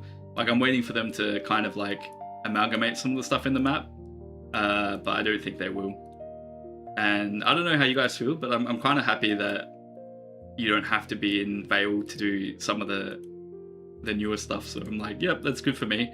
Got a lot more, I wouldn't say rogues, but a lot more people who hit a lot more stuff in the Vale these days. And a lot of the time I'm just like over it. I'm just like, oh yeah, that's fine. You can hit me as much as you want. I'll just go somewhere else now. Yeah, we've got a person that loves hitting people who are actively doing PvE, and I'm just like, okay, cool. I guess that's fun for you. And again, I mean, it probably is fun for them. That's why they do it. So, all right, let's see. At least this time we'll get the max 4 on the right ships in the right spot. Doing that. And cloaks are super important for a lot of your armadas. So, and again, we talked about how they're useful in Territory 2. And the reason why is from the cloak counter surveillance through Sloan, it reduces the mitigation significantly on the armadas. So all base mitigation stats when cloaked by 100% helps you do a lot more damage in armadas and stuff. So it is useful. And they did add, now that I remember, G7 cloaks into the store. So I can Prestige 2, I can get the cloak for the Prefortis, which is here. And that requires the Sigma faction credits to unlock, and I think it's 60. So it is quite expensive, but I will be getting that eventually as well. So it is good that we've got access to that early on. Okay, give it 50 seconds, then we'll do the other benefits for the second ship. And then, yeah, as you level up your G6 epics, they've got secondary abilities as well. Here's a bit more ISO damage. It's not really a lot, but I mean, it's worth doing. Also, if you are looking for more ISO damage and defense, don't forget Transigen. Transigen is probably one of the best spots for the combat consumables. You want another, if you're G7, 200% ISO defense, and then you can get another 50% ISO damage. And if you do your challenge tracks, your 7-day 75% ISO damage, and then you've got another 125% ISO damage, so I can activate that. And it all adds up, so if I really wanted to, I can add another 50% ISO damage on top of that. So there are a lot of systems that we kind of forget about in this game, so keep that all in mind, and yeah, use the resources you have, because they're there to be used, so. Have people tried to go up to the 75 Borg Conqueror system? Oops, got to do the max 4 as well. I'm kind of curious as to where I'd be. I haven't done the research yet for a lot of the mitigation stuff, but I'm curious if other people have started hitting the 75s.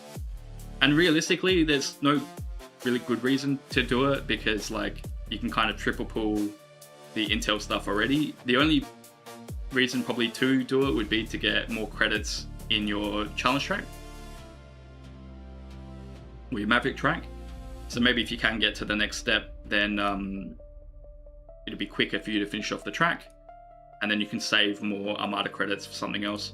So yeah, the 75 score 60, so it's only 10 more, so it's not even like that much more. Yeah, I don't know.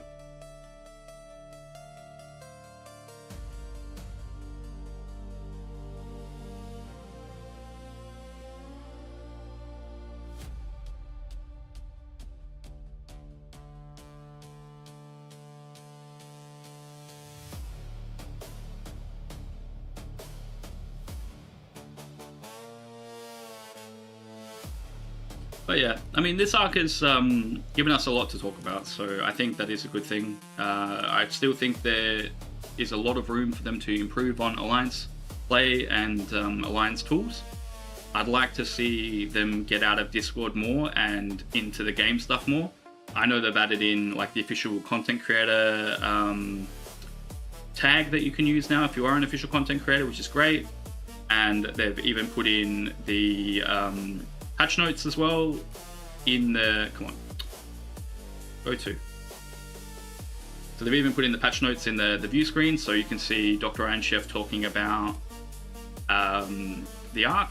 So that's in the videos now as well, so come on game, there it is. So that's good reach, so that's really cool. I hope to see that a lot more, and I'm keen to see a lot of different official content creators putting stuff in there. I know also as well in the official, they reference territory.lol in the official Discord as one of the posts, so that's really cool too. So I'm happy and interested to see how they use the NDA content creators going forward as well. I think the biggest thing with that too is just let the player base know what's happening. So if a lot more official communication is coming from NDA content creators, just a simple post to say, hey, going forward, we're going to use a lot more NDA content creators for X, Y, and Z. And then I think with that forewarning, a lot of people would be happy with that.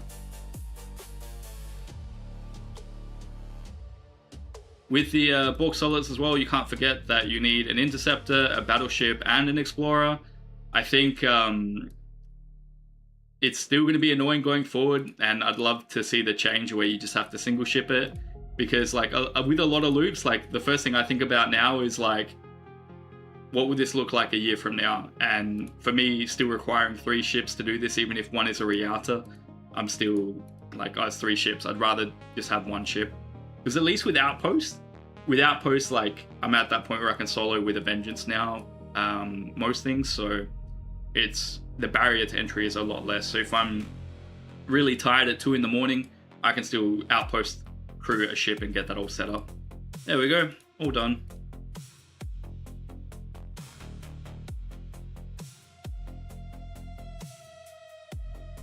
And get ready for the territory takeover. But yeah, we won't be contested for this one because I think you need to, I don't know if you need to have a 3-star to take over a 4-star territory, because I think realistically you just need a connecting territory.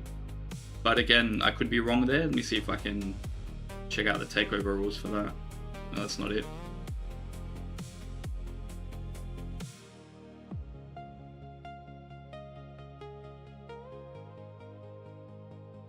Origin sector, no. Sark has been quiet. Territory on 130 still pretty dead. Yeah, I can see that. So let's check out Scofa's territory on 130. Gherkin's territory, we'll go to server 130. I'll bring that up in a second.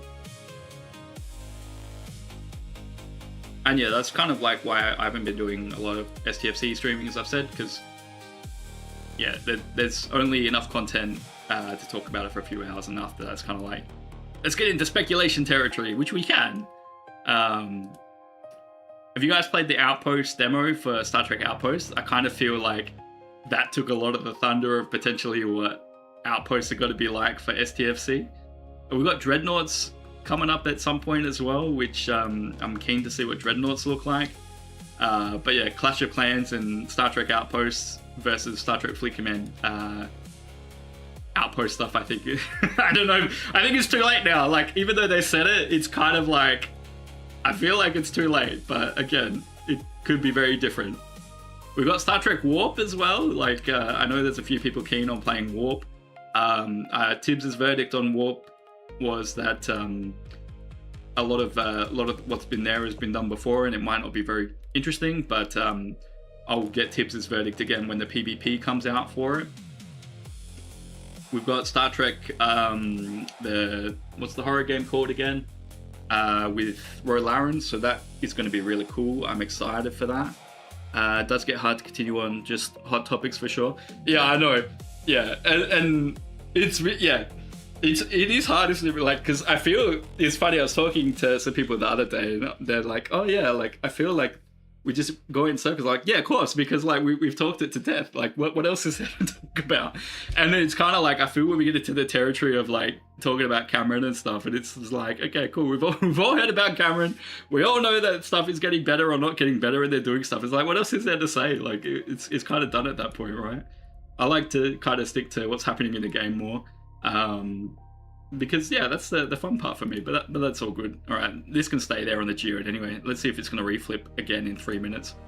Ooh, look at that juicy Geodes there. Always good enough for a triple pull, or double pull, sorry, from 2 lots of mining. That's so good. Let's see. So this is Scofa's territory. Are you in the Goat Alliance, Scofa? So the Goat Alliance holds pretty much the same as a lot of the other. I need to move my camera again. It holds a lot of the other same territories that a lot of the G7 or the high alliances hold. So we're all pretty similar. Well, that's why we're not talking about it as much, Owen. Like I am in a lot of STFC streams as well. Like I watch, I lurk, I listen and stuff, and I'm still very much active in the community side of things. But again, I feel like that topic's been talked to death, and I know I brought it up, so that's on me. But yeah, I just wait and see. That's all it is. You're in a 404. Goat is the whale alliance. Okay, cool. Is your alliance not found there, Scofa? I like the joke. 404. Let's see where that is. 404. So you're down here. Brasa. So you're where we used to be. So what are you getting here? G6, Epic, FKR blueprints, quantum prism generators, PvP ISO defense, PvE ISO defense. Have you activated... Is anybody in chat actually activated any territory services? Or is everyone just holding off until we get more currency? Brasa area got Baran recently. Nice. Yeah, some people like try to get 2-3 stars as well. You have on your server? Nice, Mufasa.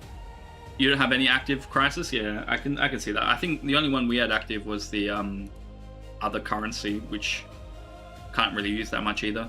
Haven't activated any. Need to look at what's worthwhile. Barkman, we have the traditional particle one, but that's less than we were getting before. Yeah, I mean, they really have changed the old particles around. Lord Scarron just activated the ISO refining particles. ISO refining particles. What's the ISO refining one, Lord Scarron?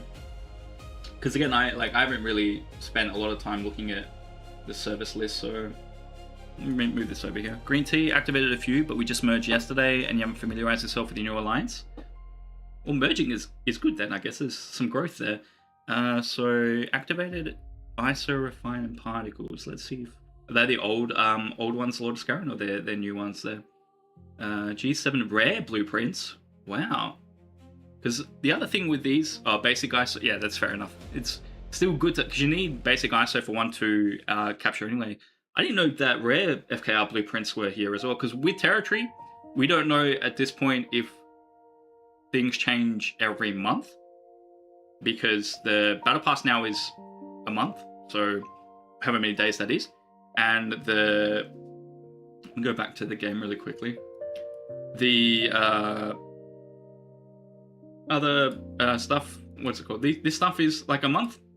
So if that all lines up, then it's like a month of the anomalies, a month of the battle pass, and because the territory services now are on a not a random system, but on a system that rotates, then I don't know if we know it's going to be every month it's going to change, or if it's going to be every couple of months. Because we know that... Oh, reset again. Wow, look how lucky I'm at right now. There's 2 resets of the Isogenite Geode, so I'm going to take that again. So thanks again, Fanny. Of course I'm going to grab that.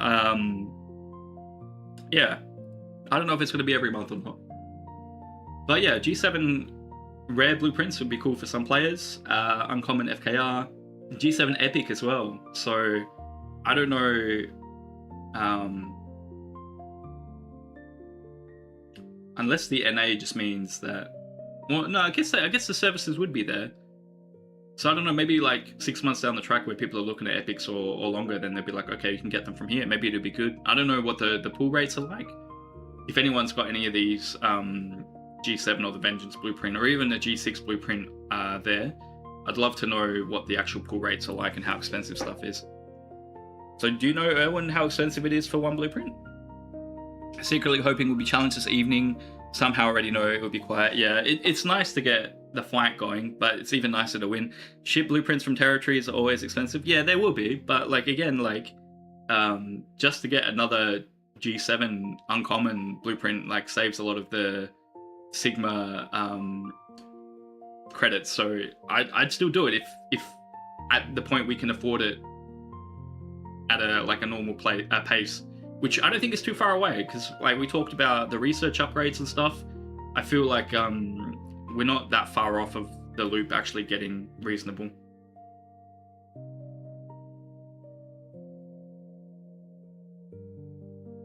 do another shout out as well. So Warby is on APAC 201. Also, is a bit more variety sim. Also plays STFC. Worth checking out. Do like hanging out with a bit of Warby. Also plays a bit of Dead by Daylight and what's the other, the RuneScape game as well. A lot of great content creators in the chat as well. What else is interesting in here? Particle efficiency, protected cargo enhancers. Now, is there other ISO upgrade stuff? Vanguard Prism Generator. I wonder what this would give. Vanguard Prism Generator, if that gives you the credits, you can't see, it's behind me again. I'm always in the wrong spot. Then that might be a really interesting service to look forward to. Because if that gives you the research node stuff, then that could be really cool. The other ships in there, Voyager and whatnot.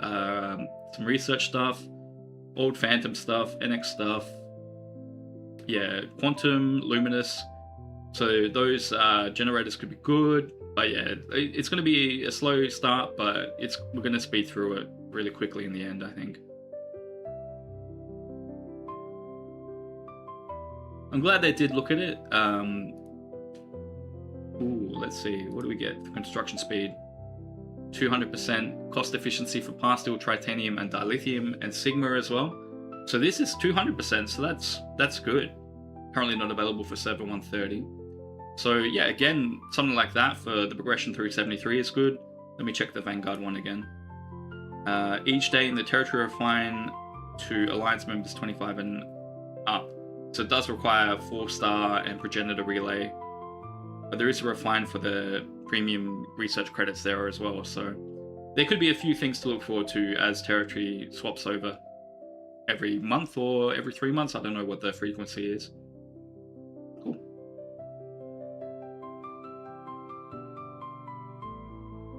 Alright, how far are we off from starting this one? 7 minutes. Awesome. Let's do some races. While we wait. I think I've got Steam open.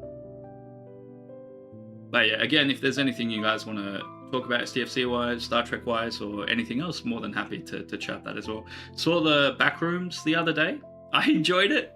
So I would see it. Like, I'd recommend the movie. I think it was really interesting and fun. It's weird. It is a weird movie, but I think it is good. It will leave you, I don't know how, it left me thinking about a lot of stuff, but I really did enjoy it. Also saw the Masters of the Universe movie, the He-Man one. I thought that was a bit long. It's a very long movie. I thought they did a good job, and they left it very open to sequels there as well. The acting was good, I thought, and the visuals were interesting and fun. I'm a big Masters of the Universe fan. But yeah, they're the two movies I saw recently, and I can recommend both of them, but they're very more particular movies, I think. Let's see. There's Gladiator Rumble. Might do some Gladiator stuff a little bit too. And where did I put the races? It's been so long since I've done them as well.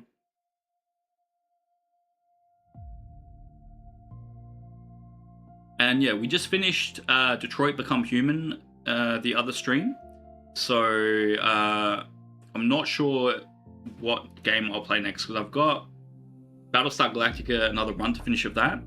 I've got Carrion as well, which is basically a game where you're a monster and you eat scientists who tried to capture you. So that'll be cool. And I will check the Discord general. Bear the Hairless, welcome in. Let's see. Coffee black. And apparently Make it Quantum Break yourself. is really good. Unlucky there, Bear the Hairless, you gotta make your own coffee. Ooh, yes, thank you, Owen. Let's open this up. So yeah, if you guys have any games you want to suggest, then more than happy to think about them. The Steam Summer Sale, I think, is still going on for 1 or 2 more days. I've got so many things in my Steam wishlist that, like, Blueprints is in there, also The Alters. There's too many good games. So the Vengeance Construction Yard, what do you get? So players who already own the 2 USS Vengeances will not be able to access this chest. Or at least you can get 2. So yeah, 100k 4-star. So you got 2.5 million. That's really good, Erwin. And 5,000 of one of the special upgrade currencies there. I didn't even talk about how to get those. Yeah, it is a bit expensive, but I mean, at this point, it looks like you can afford turning it on, but I don't know if you'd really need to in your alliance. So let me go back to STFC. Yeah, the upgrade stuff, it is in the refinery. Let me click the right buttons for once.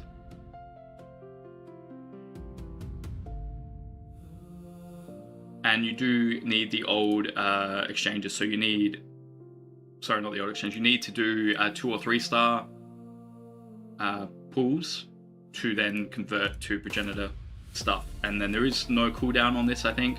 And you can check what your alliance has already. One, go to the flags to see what's required, and then the other way is to go to the alliance and go into your inventory, and then you can see what your alliance has overall, which you can see what my alliance has here for territory and even for star bases, which I hope is getting a revamp. Only 1 blueprint per pool. What's the cost of the active territory though, Erwin? Did you put that in there as well? So that's the cost to activate the service, but what is the exchange for that 1 blueprint? Do you know? And if you don't, that's fine, because I can understand why you guys wouldn't have it turned on if you don't have it turned on.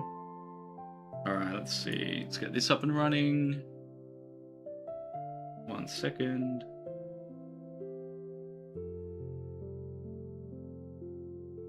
Nah, it's all good, Erwin. I think, yeah, you'd have to have it actually on to do the exchange. Alright, let's just authorize that, and then I can get the game up as well.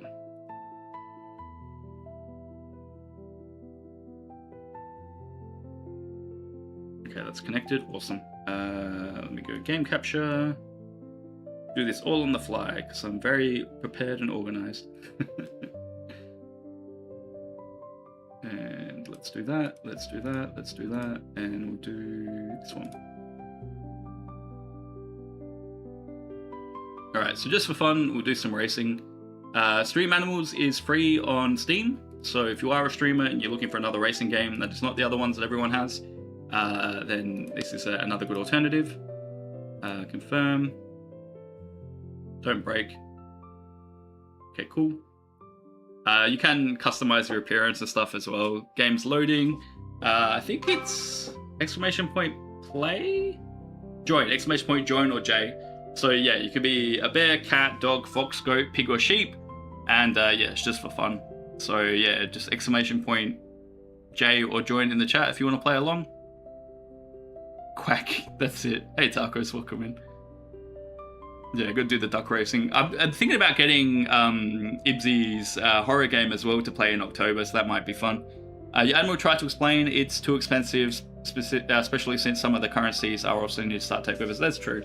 I think after a while we'll get there, Erwin.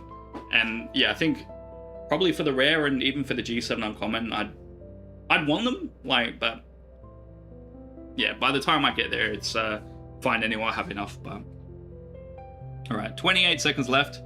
Again, just for some fun. Oh, the defenses are free. That's good to know. So it doesn't cost you the same currency to plant the flag, I guess. That's good to know, Green Tea.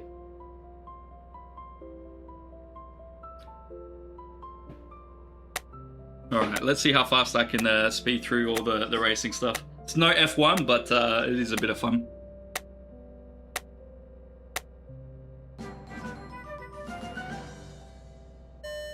Alright.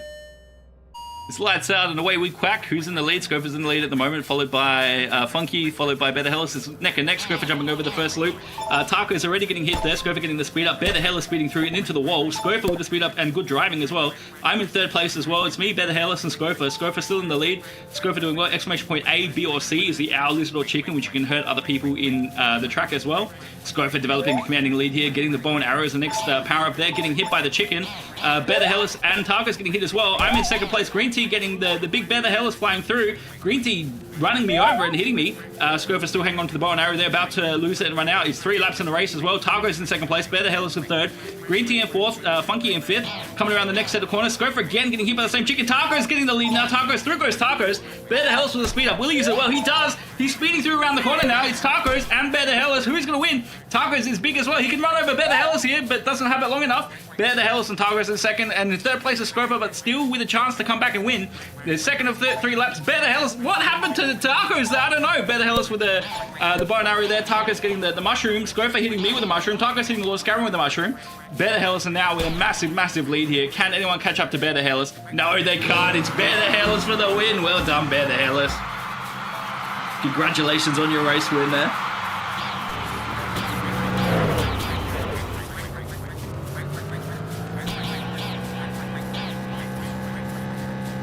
Oh, you found it, Funky. Oh, that's cheap. Let me open the image there. The next race will start automatically, I think, as well. But if you didn't join the first time, 100%. You can join again. It's always rigged, 100%. Yeah, Better Hellas is a monster at these mini games. He wins the gladiator ones as well, which we might do some gladiators a bit later as well.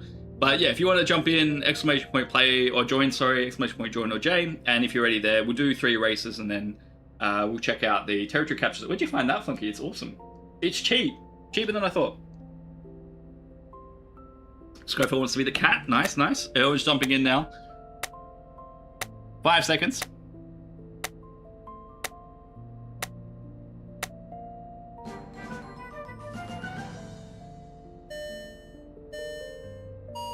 And it's lights out and away we go. Who's in the lead this time? Taco's getting a good jump there. Scoffer again getting a good jump. Taco's with the bow and arrow there. Scoffer speeding through. Funky speeding through. Lord Scarron speeding through. Erwin shooting. No, Taco shooting Scoffer. I took out Green Tea with the mushroom there. Bear the Hellas again. Bear the Hellas, the ultimate competitor. Erwin, Bear the Hellas, and Tacos. Tacos and Bear collide. Erwin and Tacos going through. Tacos with some good driving there. Erwin in second place. Tacos in first. Coming around the next set of boxes now. The mushroom with Tacos. Erwin gets the big speed, the big giant thing there as well. Tacos hasn't dropped the mushroom yet. Getting hit by the rocks there. Lord Scarron speeding through. Tacos. Erwin. Tacos getting a bit caught. Erwin getting caught. Funky in third. I'm in fourth. Erwin running over Tacos there. Tacos getting spun out. Erwin in the lead now. Is he going to go through? Bypass the chicken. Tacos getting hit by the chicken. Funky getting hit by the chicken. Erwin with the commanding lead now. Even though hitting the rock, Erwin still with the commanding lead. Bow and arrow out of nowhere from Tacos. Scoffer hitting Bear the Hellas with the mushroom as well. I shot Lord Scarron. Erwin in first still with still a good lead. Tacos getting caught behind some of the rocks there. Erwin with a commanding lead now. Lap 2 or 3 coming around in the final set of boxes now. Erwin with the speed up. I don't think he needs it. Hitting the speed up there, speeding through again, straight into the wall, but it doesn't matter. Hitting 2 rocks doesn't even matter. Erwin, Green Tea speeding through, Taco speeding through. Erwin getting caught and hitting in the wall. Here goes Funky, Funky into the wall as well. It's Erwin still. Taco's right behind him. Erwin, Tacos, Erwin, Tacos is going to win. It's going to be Erwin. Erwin first, well done Erwin. Green Tea second. I was third. Well, that was a good, really good ending to that race there, and it really made it close. That was amazing. Lord Scarron in 4th, Tacos in 5th, Funky in 6th, Scoffer in 7th, Better Hellas in 8th. We'll do one more. But yeah, just for fun.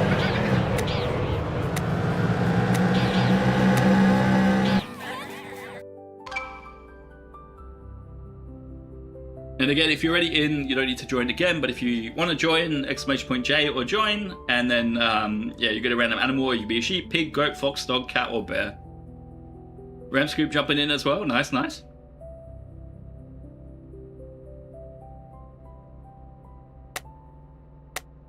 Yeah, I love the little races. I try my best to like do a proper like announcer call as well. Try to get some practice in.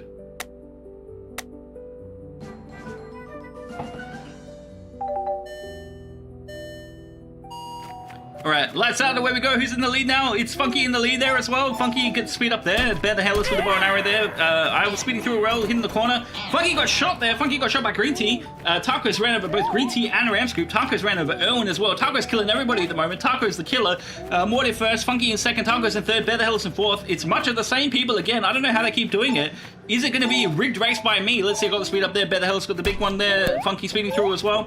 Coming around, hitting the rocks there. Bear the Hellas, look at Bear the Hellas. He's a man with a vengeance. He runs me over but gets hit by the wall. Funky gets right through. Ram Scoop in second as well now. We're on to lap 2 of 3 now, and Funky going through, not with a good jump there, but it's okay. Bear the Hellas bypassing jump altogether. Bear the Hellas is a man with a vengeance. There goes Ram Scoop with the speed. Funky taking out Bear the Hellas, but Bear the Hellas also taking out Funky. Target's taking out Erwin. Ram Scoop in the lead now. Ram Scoop has got a bit of a commanding lead here. Can he hold the lead? Lord Scarron in second now. Bear the Hellas still up there in the 3rd place there. Funky and Bear the Hellas fighting it out. Ram Scoop coming through. Second of 3 laps here. Can Ram Scoop do it? Ram Scoop getting the boost there.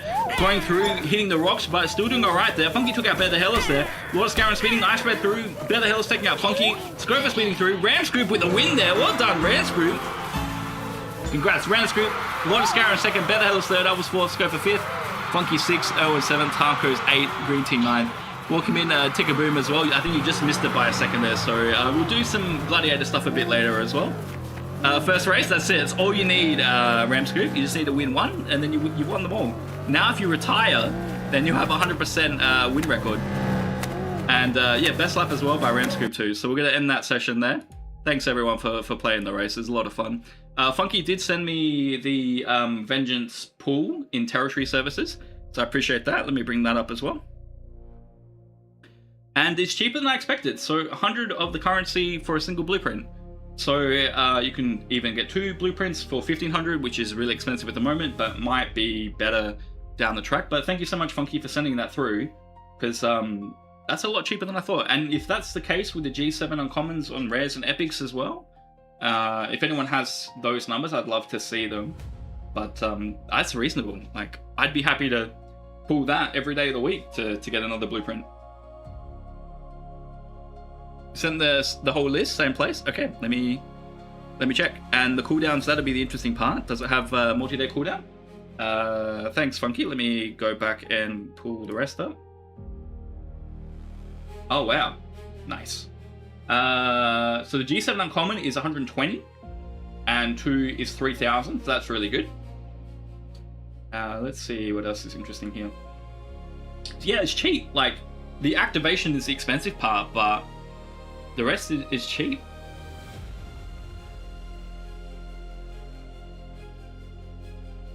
Yeah, I don't know if we know the cooldown rates though.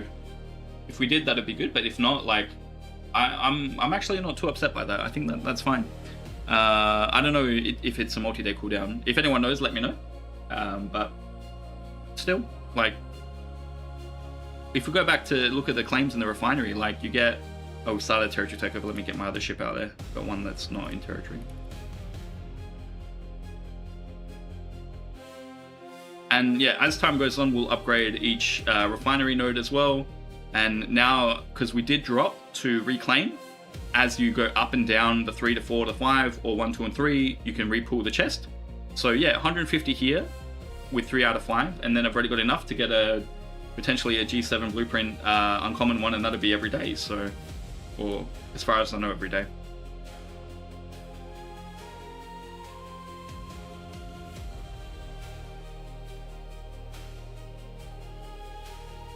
Yeah, I don't think anyone else can contest this potentially. Where's the embassy?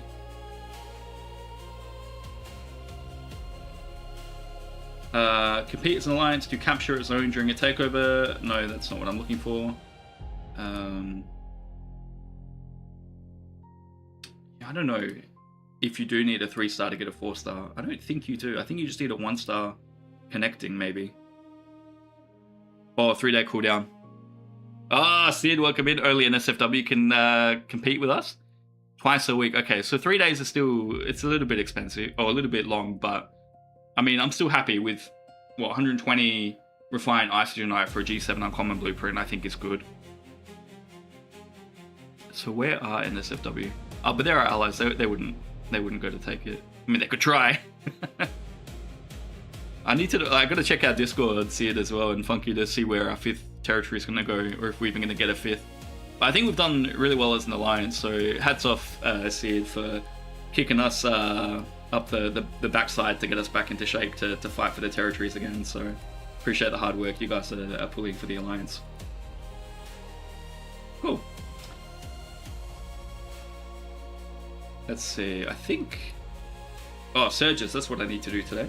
We've done the Armadas, so yeah, we might do Surges after territory, I'm guessing, which will be good. We've got heaps to start, just been so slack on it. Let me see, let's see if Mufasa's up as well, if he's streaming today. And we'll do some Gladiator stuff, and then Mufasa's live, awesome. We'll head over to Mufasa doing some STFC as well. Morning mid-ops commander, only beards, because Mufasa also does Diablo chat with Drugula and a few other people as well.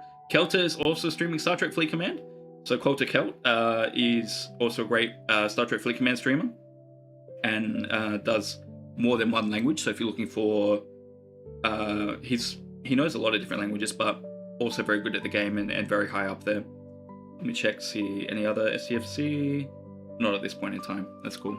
As far as you're aware, you have to have one of the two 3-stars that can be connected to the 4-star to be able to contest. Yeah, well, that's what I'm trying to, because like if we go to, I can't really do that now, but I think this is what comes up for the 4-star as well, though. I'm not 100% sure. Yeah, I don't know. Yeah, zone is tier 1 or connected to your alliance territory. Yeah. And I guess it makes sense to have a 3-star connected to a 4-star. But if the requirement to have a 3-star wasn't there, then I don't know if you'd change your territory positions anyway. But yeah, that's fine. Wait, did it swap to a normal one now? Oh, I hate that. A lot of the time they don't reset properly, so sometimes you have to restart the game to get them to reset properly.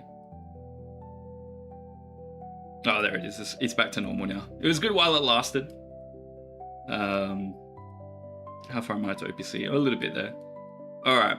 Any other questions that anybody has around anything STFC today? If not, we'll probably go do some Gladiator stuff, and then we'll look to raid out as well. Commodore from NSFW for a screenshot of the quota now that we are... Oh, when their territory is on? Yeah. Yeah, we could do that. Transigen, always pulling through this. I know Wills was pulling some Transigen stuff earlier, and give Wills a quick shout out too. Will's also really great Star Trek, well not Star Trek Fleet streamer, he's a really great variety streamer, does a lot of interesting games and content worth checking out. And I'll be hanging out with Wills after stream as well. So Avalon, I think you're close to finishing Wills. You've finished Red Dead Redemption 2 recently, and you're playing Star Wars Outlaws, but I know that that's got a bit of issues in general. Also getting the jump drives, so working my way down these as well. And again, there's so many great like STFC and normal streamers in the chat as well. So you're good for every day of the week. There's somebody on, which is amazing. Every day of the week playing either Star Trek Fleet Commando or doing some kind of streaming, and I love it. All right, let's get some Gladiator stuff up, and then we'll look to raid out. Let me close the avatars. So Gladiator Rumble is also another Steam game that is free. And if you're a streamer, it is a lot of fun. Where is Gladiator Rumble? And yeah, we'll just play for fun today again. You can, I know. I know when Wills does STFC, it's very much like a lot of other streams where it's like, this is bad, that's bad. Like, yeah. And you came over from the sponsorship as well, which like, it is really interesting that I think Mufasa maybe as well from the sponsorship, like, the few people that came over from the sponsorship and became like STFC streamers and stuck with it for a while, pardon me. Alright, so let's see, that should all be connected. Let me check to see if it's all connected.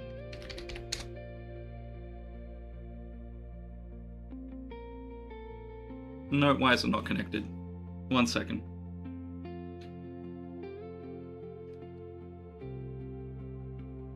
Okay, let me quit and restart it. It's having issues getting the Twitch call back.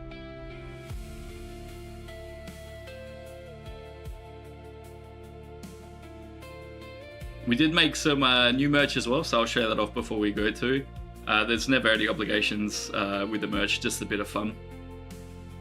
Cannot get Twitch call back. Okay. We're not going to be able to do Gladiators today?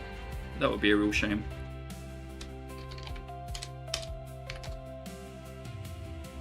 Okay, well, this is having issues for me, so apologies there. I'm not sure how I'll be able to fix that in time, so... yeah, it's having issues for me, Funky, so I'm not sure what's going on. Coming up with an error without the Twitch callback stuff, but that's okay. We can maybe do some more races again. I'll show off the merch quickly, if I can find it. Got stuck with combatants no longer moving when there was 3 scattered around. Really, Maxim? That's interesting. I haven't had that happen yet. Probably the biggest issue was today without it getting the connection. So let me quickly bring this up. So yeah, we've got some Quasar's got the numbers merch now. There's no obligation there, but do have Quasar's permission. Was trying to make this like 6 months ago and finally got around to doing it. Got his little elephant logo in there in the middle as well. So there's a t-shirt, there's also a mug variant, and I'm working on some other merch as well. So just for a bit of fun.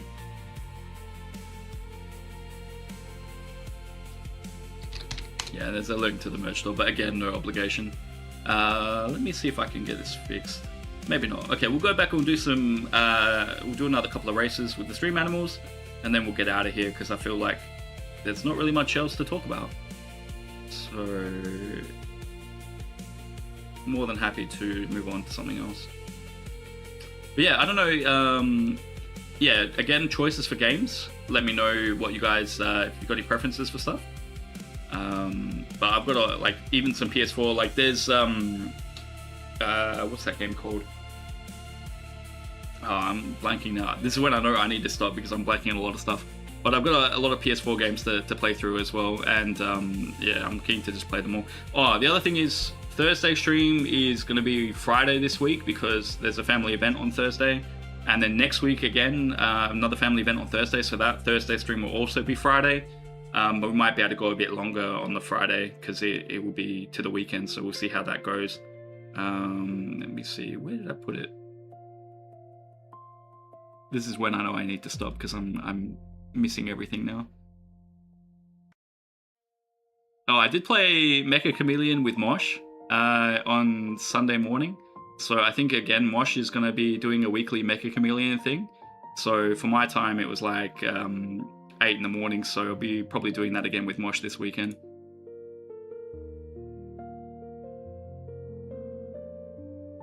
You ready to talk to me about a game to play?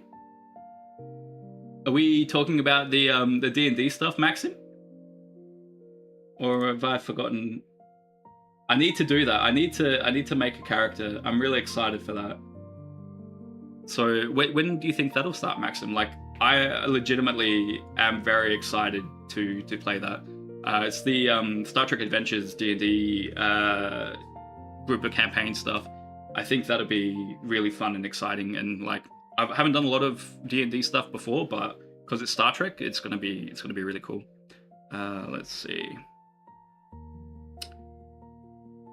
Yeah, I'm excited, Maxim. Let me know when that happens. Maybe I'll look at making a character today. All right, we'll do another couple of races and then we'll get out of here. We're coming up to the 4 hours anyway. I think for me, like 4 hours is a good time, and probably no more than that. So yeah, !J or join again for fun. And yeah, if you're new here as well, don't forget, give me a follow too if you like Star Trek Flickerman content and general variety content as well. We stream twice a week, generally Mondays and Thursdays, and I try to be as much community teaching as I can for the Star Trek, and for variety I just play a lot of games that I enjoy or want to check out and see how some games are. Make sure the rear wing is working and will shut. Yeah, let's not spin out and then crash. So I'm not wearing the beanie today. Hey Candy, welcome in. Good to see you. Yeah, I'm not wearing the beanie for a reason. It's unlucky, but yeah, Wills does a lot of great F1 content as well, and used to do a podcast for F1 too. Yeah, Candy, welcome in. Candy is also a great variety streamer, does a lot of STFC content once a week too. Also worth checking out Candy White as well. Good to see you, Candy. Hope you're doing well. Hey, Rusty Halo, welcome in. All right, 10 seconds, and yeah, we'll do keep out of the gravel trap. We can't immortal McLeod. We're just going to keep driving into the gravel. Max has already done this year, I think. At least potentially he's out of his contract with Red Bull, so he might go to McLaren or he might go to somewhere else. Maybe George will get kicked out of... All right, let's go. Who's in the lead here? Rusty Halo, Kenny White in second. Rusty, Kenny White getting a good turn there, hitting the rocks though. Kenny White, it's too close to call at the moment. Immortal McLeod coming in the lead now. Immortal McLeod with the mushroom there. Rusty Halo getting hit by the rocks. Maxim speeding through. Maxim and Immortal McLeod neck and neck. Who got shot there? Looks like one of the people got shot. Maxim hitting the bricks there. Me and Maxim. Crisis as well in third. Candy in fourth. It's so close. There's so many people here. Coming around the corners now. Who's the better driver? Looks like I am at the moment. I'm in the lead, followed by Tarkos as well. Tarkos, Maxim, Crisis coming up to the next set of power-ups now. What am I going to get? So get the mushroom there. Get lots of people in here. Got a bit of a lead here. Rusty Halo firing the bow and arrow there, I think. Rusty Halo taking out Tarkos. Taco shooting me down. Unbelievable, Taco. It's supposed to be a mod here. Rusty Halo in the lead now. Candy in second. I'm in third. Coming around the lap 2 out of 3. Rusty Halo getting the bow and arrow now. Candy not even getting power up as well. Lots of people getting hit by the rocks. Candy with a clean run through. Getting hit by the chicken though. Me, Crisis as well getting hit by the chicken. Candy's in the lead here. Mono McLeod shooting Funky. Candy, Crisis, and me. Who's it going to be? Candy, Crisis, and me coming around to the next set of power-ups as well. Making it through the corners. Good drifting by Candy. Candy's got a good control of the wheel at the moment. Candy, me, Crisis, and Lord of Scarron fighting for third place now. Coming up to the last set of power-ups. They're getting hit by the rocks there. I've got the speed up. Is it going to be me? I'm flying through. Crisis in second, getting hit by the chicken, and Lord of Scarron and Candy getting hit by the chicken. I've got a good lead now. Is it going to be? It's me. Unbelievable. 100% rigged. 100% rigged. Lord of Scarron in second, Crisis in third, Funky in fourth, Candy in fifth, Gopher in sixth, Wheels in seventh, Rusty Halo in eighth, Better Hellas in ninth, and Mono McLeod in 10th. And then through goes Maxim, I think, at the end. Well done, everyone. I did it, me. Countdown lights triggered you. Same sound the old VW makes when the door is left open. Quick, Candy, go check the car is locked. The door's magically open again. Yeah, it is rigged, Tacos, 100%. Exclamation BEH, I think it should be working. Then that's a bit of fun as well. I need to get better at making a lot more of the commands. So I'm going to ban Bear the Hairless, eject Wheels Toy Clearance. I'm going to high five Rusty Halo on a job well done. Alright, 20 seconds left to jump into the race as well. I think there's another one. Not a lot of people use the command stuff anymore. Friendship with the Mono McLeod ended. My new best friend is Funky. Unbelievable. Alright. Just making myself look more and more worse. But that's alright. You always ejected Wheels? Yeah, exactly. 3 seconds. If you already entered, you'll be in again. And here we go.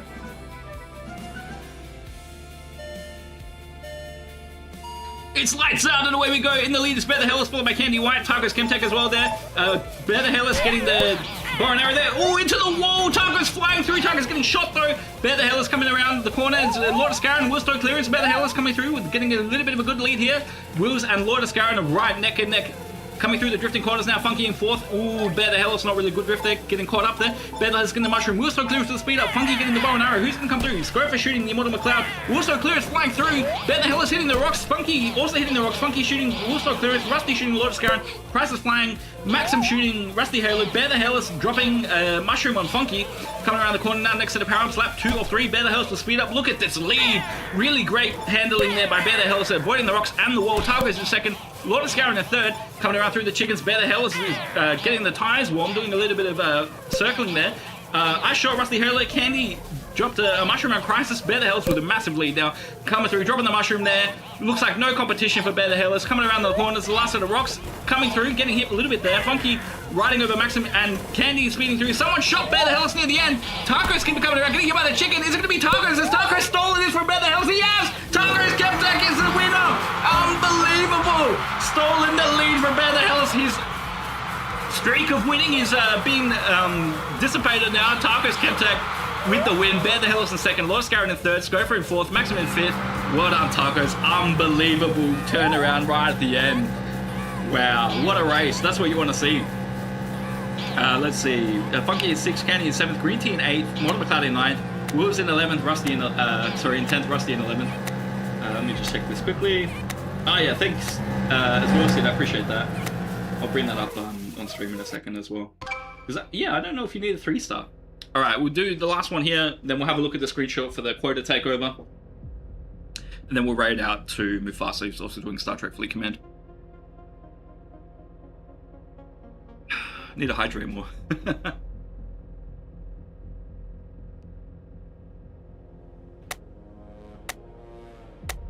Check engine light, yeah, exactly.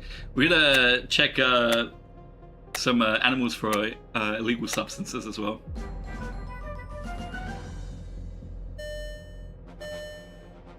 The red lights are out and everyone's going through, and Mono McLeod's in the lead at the moment now, and Mono McLeod coming around getting the mushroom there. Crisis getting the speed up, Wheels Toy Clearance to speed up as well. Crisis into the wall, but coming around with a good turn, hitting both the rocks, blocking Mono McLeod and Crisis through. Mord is coming through with the big running over Lord of Scarron and Funky there. Crisis going through, Crisis with the bad drift there. Mono McLeod in the lead now. Mono McLeod coming around the corner. Crisis, Targo's Chemtech in third, who won the last race as well. Coming through the next set of power-ups, there we go. Mono McLeod is growing to a massive size, going through the speed up too. Candy taking out Maxim. I took out Lord of Scarron. Candy took me out.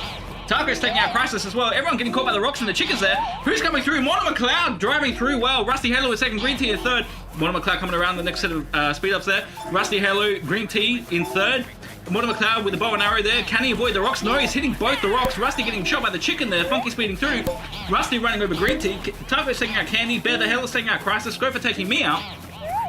Mortimer Cloud has such a massive lead now. Can anyone catch up to Mortimer Cloud here? I don't know if they can. Rusty in second, Green Tea in third, and Mortimer Cloud getting the speed up as well. Really on lap 2 or 3. Rusty can catch up potentially, but with the speed up there, who knows? Rusty taking out Tacos. Mortimer Cloud getting hit by the rocks. Green Tea's got a shot. Green Tea going through. Green Tea coming in front. Rusty and Green Tea. It's going to be Rusty Halo. Well done, Rusty Halo with the last second win there. And Green Tea as well, going past the Mortimer Cloud. And Funky as well. Crisis getting shot on the line. Targo's in 5th, Crisis in 6th, Bear the Hills in 7th, Scruffer in 8th, I was in 9th, Candy in 10th, Maxim and Mortimer Cloud Wills. Who's left there? Well done, guys. Well done, Rusty Halo. There you go, another win for you. Maxim in 11th, Candy in 10th, Wills in 12th, and Lord Scarron in 13th. Thanks so much for playing. Funky with the fastest lap. Well done, guys. Alright, we're going to end the session there. Appreciate you guys. I need to keep a tally as well of everyone that wins. Rigged, you say? Rigged! Yeah, 100%. I love it, Candy. That's my favorite like set of emotes there. So let me bring up what Sid put through as well in the Discord. So yeah, Alliance rank commander or higher, zone 1. Zone is tier 1 or connected to your Alliance territory. And ongoing takeover and available slots. So I don't know if you need a 3-star for a 4-star because connected to your Alliance territory. I don't know. I'd like some clarification on that if anyone knows. And the cost to join the takeover are there as well. So yeah, because it just says that it just needs to be connected. So who knows? You don't need a 3-star. Yeah, which I guess it probably doesn't. It doesn't really give that many different people. So let's see. So I guess if you did have the 1-star here, potentially even with that, you'd be able to take the 4-star or at least fight for the 4-star, if I'm understanding correctly. And then the 2-star hero as well. So you'd have 2 1-stars and a 2-star and still fight for the 4-star. So yeah, you just need direct access. So that's really interesting. I think it's definitely the wrong spot, the 4-star. Then it should be in the middle, because then you'd have the most people be able to contest for it. And again, like if I was to be selfish, this is exactly the right spot. No one else can get control of the 4-star except Core. So, but if I'm not being selfish, then yeah, I think it would make more sense to put it in the middle. Cool. I've had a lot of fun today. I don't know if you guys have anything else that you want to discuss before we go. Wills is on at the moment doing Avalon as well. We're going to raid into Mufasa doing STFC. Culture is also doing Star Trek Fleet Command. And they would be overrun if in the middle. Yeah, but wouldn't that be fun? It'd be fun for the first couple of times, but then having a defense every single time would probably be annoying. But yeah, I think that's it. I'll go to the main screen. Thursday, again, I have parties, so I'll be back on Friday. So US Thursday. But APAC Friday, and we're gonna raid over to Mufasa.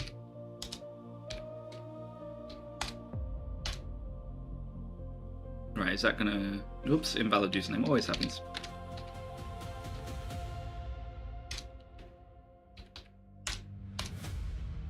And yeah, let me know if you guys have any special events coming up as well. STFC.CFD, also very good that the website Funky's working on. Also says when some upcoming streamers are happening too. So definitely check that out. So Ultra, I think, starting in 90 minutes because I can see that on STFC.CFD. Thanks for hanging out, everyone. Ramscoop, good to have you as well. Thanks, Gopher. Good to have you too, and everyone else. You too, Rusty. Hello, have a good night. I appreciate that. Yeah, Discord, the merch store, and YouTube. So we were dual streaming on YouTube today, but no comments on YouTube, which is fine. It's just something that I've only picked up recently. Mufasa's a wonderful streamer as well, so enjoy your time there. I know I will, and yeah, look after yourselves, take care, and yeah, we'll be probably doing STFC next Monday, because Ultra, I think, is when the 24-hour stream is happening. I've got to check the Discord again. Alright, take care, see you all then, bye.